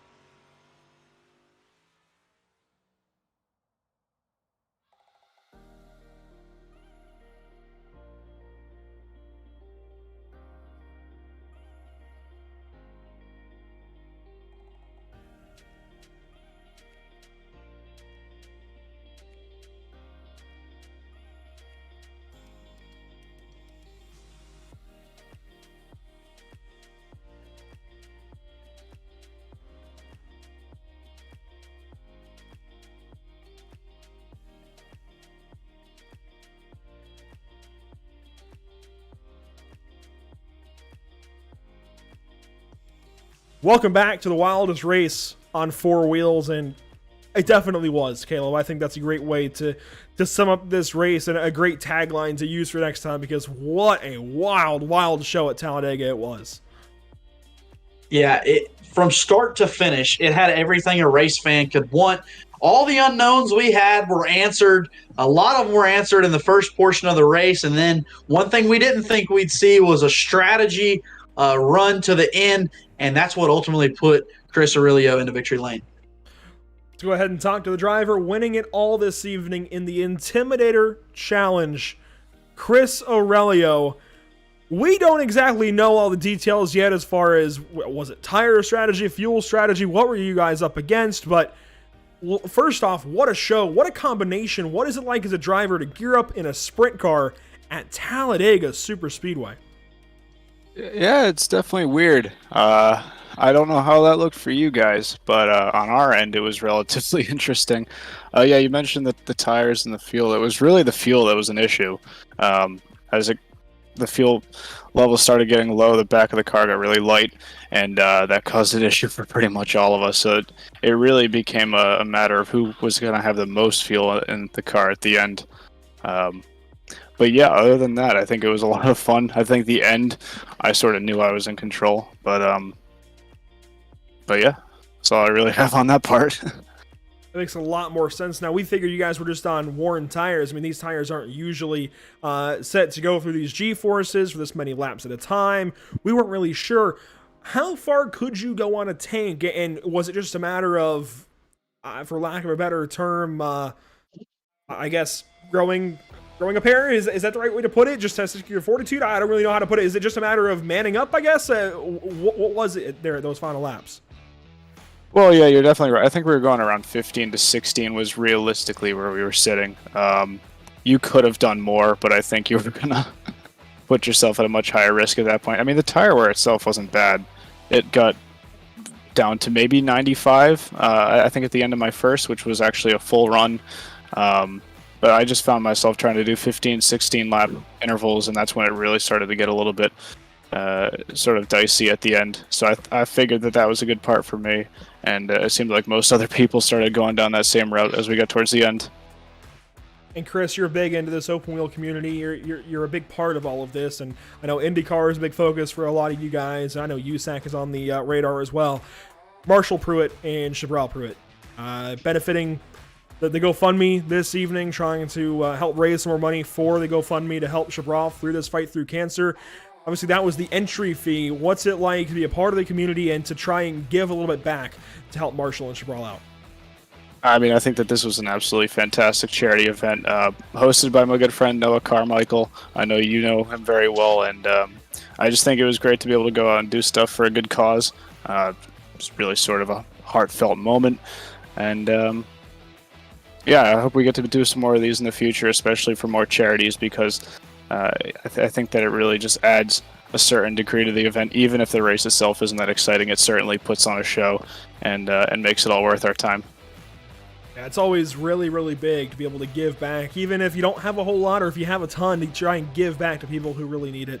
Is always really special and a great reason to have a race. It was a great race this evening as well. You come out on top, 32 laps led. It's almost half of the race. You just cycled things out, you had things down right, and you end up winning this evening. Who do you owe it to? Fuel strategy, I guess, really. I mean, it wasn't really planned. I think for the beginning of the race, I was really just trying to make it to the end. It seemed like that wasn't going to work. It just so happened that my last two stops were going to be 15-lap intervals to make it to the end, and it really sort of all paid off. But in terms of personal shout-outs, I got to give a shout-out to Noah for putting this on, to Marshall and Jabral Pruitt, that this race was run for as a charity event. My good friend Joe Donahue, I'll give a shout-out to him as well. And I think that's all I've got right there on the personal thanks. Always want to give a shout out there to Joe Donahue, somebody that works with us on a lot of broadcasts. He's a great guy. But Chris, thank you so much for your time. Congratulations. You're the only winner so far of the Intimidator Challenge. That's pretty cool. Hopefully there's a lot more of these. Yeah, thank you, Andrew. Hopefully first of many. Chris Aurelio getting it done at Talladega today in a sprint car. How incredible is that? Well, second place, though, he was very, very close and almost was the first winner of the Intimidator Challenge. It's Jeffrey Stanton, and we should have him alongside. Jeffrey Stanton, you bring it home in second. It's everybody's first Intimidator Challenge. First time sprint cars have been on Talladega. You have a lot of experience in the iRacing community. Take us through what this race was like for you as a driver being in that seat here for the Intimidator Challenge. A little bit different than what I'm used to as far as the long distance. I haven't been able to really run long distance races much last few years, but I just tried to be consistent with the car. I was short pitting because I just wanted to make sure the car was comfortable. I didn't want to put myself into a position where I knew I was going to junk the thing, so I just kept short pitting early, keep the fuel in the thing, because when the fuel burns off this car, it just really gets wild to drive. Well, you just mentioned short pitting. That's something we noticed throughout the race is short pitting benefited you, and it almost got you the win. What was going through your mind? Did you think possibly that Chris Aurelio was going to run out in the closing laps of this one, and that would put you in the lead? I think he had enough. I mean, he obviously did. I didn't think. I knew short pitting was going to be risky on that end. Like, I knew I was going to be off strategy like that. So I knew that certain things had to play my way. But I was just trying to make sure the car was comfortable, keeping it straight, keep the speed up. Because once you get down to about 8 gallons in this car, and then the left rear starts wearing out too much, it just gets really, really, really sketchy on the end of the straightaways. It starts to fishtail. So I was just trying to make sure to keep the car straight and not let the speed fall off too much to where it was like an out lap or in lap or pitting. That is something we noticed as towards these long green flag runs, the fuel strategy would come into play, but also tire strategy, being able to keep that car, like you said, pointed in the right direction. But we appreciate you being part of the Intimidator Challenge. Is there anybody specific you would like to thank? Noah and everyone that put this deal together, y'all for broadcasting, and everyone for watching, and everyone that supports me. Well, there you heard it here first, folks. Second place driver Jeffrey Stanton almost coming up with the victory. A few more laps and he might have been the guy, but second place driver Jeffrey Stanton. Jeffrey Stanton taking silver this evening, just in front of Jonathan Kraus, getting things done in the number 83 car. Good enough for bronze this afternoon. Jonathan, first off, this car, this track, what was it like?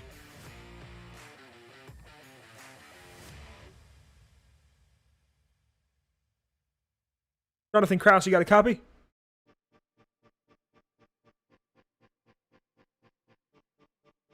Well, sounds like from the silence there that Jonathan Kraus is sorting things out with his mic potentially, or maybe if it's muted, buddy, go ahead and check that it's muted.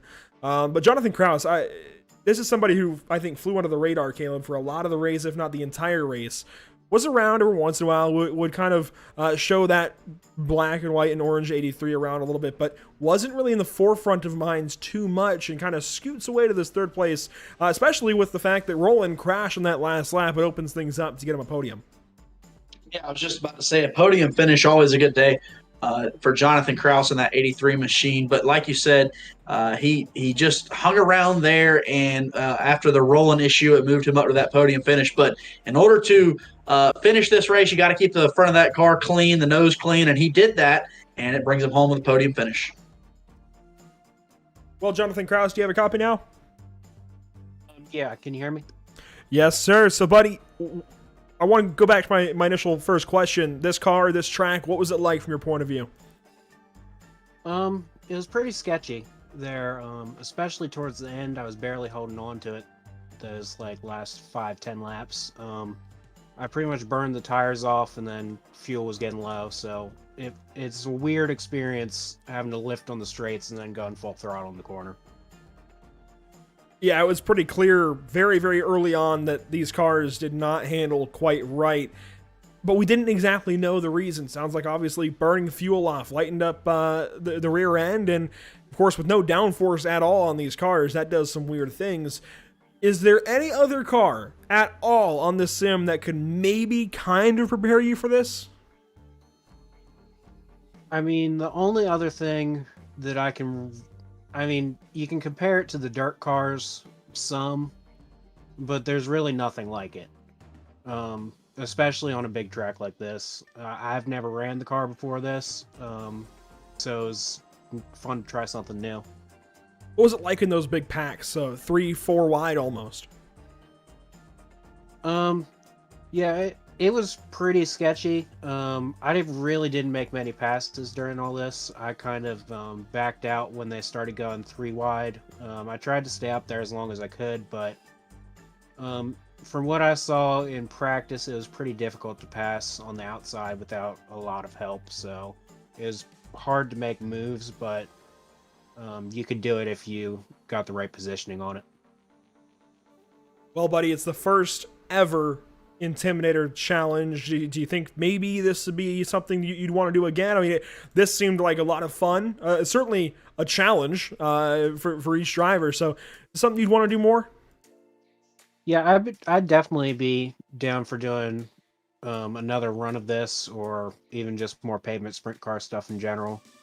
I wish the pack kind of stayed together towards the end, but it was interesting to have it come down to strategy too. And buddy, who makes it happen for you? Who helps you out with that 83 car? It's pretty much just myself. Yeah, I don't really have anybody to shout out, so I'm just glad to come in with the podium. Fair enough. Jonathan Kraus getting things done. 1 lap led in the Intimidator challenge. That's got to feel pretty good. A 3rd place as well. Hey, doing it for Dale right there, number 3. Have a great night, buddy. We'll see you next time. Thank you. Jonathan Kraus getting things done. Pretty solid day overall. Caleb, what a race this was. We got to keep saying it. This was incredible. This was a challenge, obviously. The name is fitting. And wow. Just wow. Well, I had everything that a race fan would want at the beginning of this race. We saw pack racing. We saw big flips. We saw even bump drafting that worked at times. And then as the race wound on, we saw strategy, fuel strategy, and then after interviewing these drivers, obviously the tire strategy was just as big of a deal with trying to keep the handle on these cars. But as we look at the unofficial results right there, Chris Aurelio, the winner, Jeffrey Stanton there, hoping for a few more laps. If this would have been an 80-lap race, Jeffrey Stanton would have parked it in victory lane, but he brings it home 2nd. Jonathan Kraus there in 3rd, Aaron Smith 4th, and Alexander Miller rounding out the top 5. Go back down to 6th place. It's the 09 Christopher Williams, and look at these intervals as well. So far back because of the pit strategy. What an incredible way to sort this race out. 55 seconds back was Adam Dahl. Travis Rowland crashes on that last lap from hero to zero. There at the end, finishes 8th. Toll Owen ends up in the 9th position. Jonathan Ray finishes in 10th. Those are the only 10 cars to finish this race. Michael Berry ends up 11th, and Nate Stewart credited with 12th after they both park the cars a little bit early. But wow. I'm going to keep saying it, wow, what a day.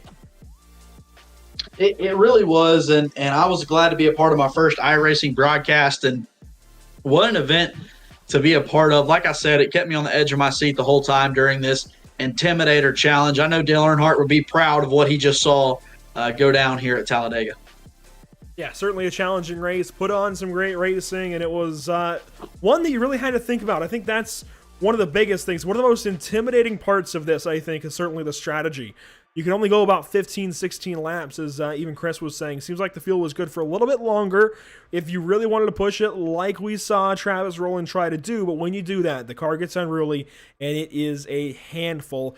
He put the throttle to the floor. Give him credit. He tried on that last lap, ends up crashing, coming up just a little bit short. There's a lot more coming up here on Pit Stop TV throughout the coming days, weeks, months, and hopefully years, including tomorrow, Saturday, 11:15 a.m. Eastern. We don't have many Friday, Saturday shows, but this one is going to be pretty darn cool. We've got GT3 cars at Long Beach. It's Cash Days at Long Beach, put on by the North American Racing League. IndyCar is there, IMSA is there, and taking GT3 cars along with them to Long Beach this weekend, at least virtually, is going to be pretty darn special. 4 hours of racing. It's a team event. A lot of big teams are involved, a lot of really fast drivers, and some big names. It's going to be an exciting day. I'm looking forward to being part of it tomorrow. You can't beat Long Beach as a racetrack, so it's going to be a phenomenal day, kicking off around 11:15. A little further into next week, you get the NORC iRacing Series for race 25. That's the final race of the schedule as well. 6:40 p.m. Eastern, it gets going. And Daniel Falkingham, I can tell you, is already the champion. It's more of one of the traditional chase formats where you can lock a race up, or lock a championship up a race or two in advance, and he's done so, but the race is on for second place. Chad Oxendine told us after coming up just a little bit short of a win last week that he cannot race next week.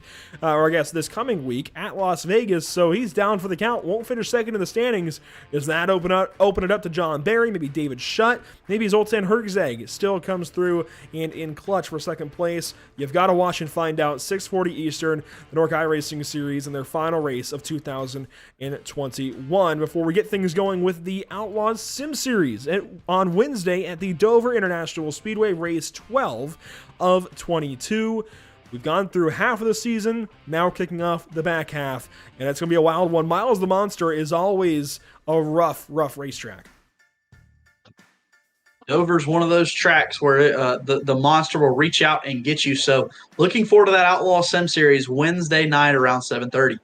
And they're not the only thing happening next week. We also have the MSRA Truck Series, a lighter week, admittedly, but the MSRA Truck Series caps things off next Thursday. So a week from last night at the Talladega Super Speedway. So right back here, Talladega, that's going to be a lot of fun. So if you like plate racing, if you like this kind of Super Speedway racing, make sure to come back next Thursday, race 20. The MSRA Truck Series, only a few more left. In fact, they also only have 22 races. They've got Talladega, next week, and then Martinsville in October, and then Phoenix in November, and that's the rest of their schedule. So they're getting down to crunch time as well. Where can you keep up with all of this, you might be wondering? Well, it all goes down on our social media channels here at Pit Stop TV, and there are many.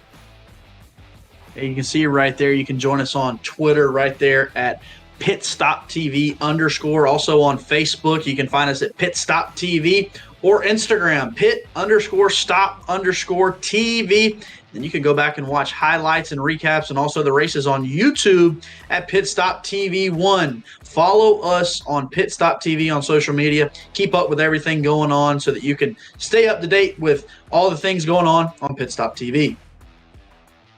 What a fantastic day of racing. I look forward to doing it a whole lot more, hopefully with the United Sprint Car Championship, and hopefully many more Intimidator challenges to come. This was just a wild, wild combo, and one that I think more people need to get in on, hopefully in races to come. We need a lot more than 12 cars here. Yes, it was a great race today with just 12, but we need a lot more than 12. This race deserves a field of 36 coming out of the green flag, so 3 times this, I think, would be a really, really cool field to see in future iterations. This is a special combination, and one that I want to see many, many more times. Yeah, I would have to agree with you there that this could be a crown jewel right here for iRacing and for the sprint car world. But like you said, we're going to need more cars to make that happen. How cool would it be to see 36 cars running in a pack together? I think one day we will see that right here with the Intimidator Challenge. Before we go, once more, make sure to follow us on Facebook, Instagram, Twitter, Twitch, and YouTube. Those aforementioned links, well, they're right there once again for you. That'll do it, though, from the virtual Talladega Super Speedway. Happy to have had you all here tuning in and joining us for tonight's action, and we hope you enjoyed tonight's broadcast. For all of Pit Stop TV, Caleb Gladney joining me on the mic for the first time, at least on Pit Stop TV. Really cool to have you here, Caleb. Really glad to bring you in, and that is not a play on your last name, I promise. It's just really cool to have you here on iRacing, on Pit Stop TV, and especially for this race. It was really, really cool. Big shout out goes to Trey Shuttlesworth holding things down on social media. A lot of great work done on there. If you see any posts later about this race that were made earlier today, be it Facebook, Instagram, Twitter, it all comes from that guy, Trey Shuttlesworth. Does a fantastic job every single time he works with us here at Pit Stop TV. For all of us and everybody else that couldn't be here this evening, thank you so much for watching. We will see you next time, and we hope you tune in tomorrow for Cash Days at Long Beach.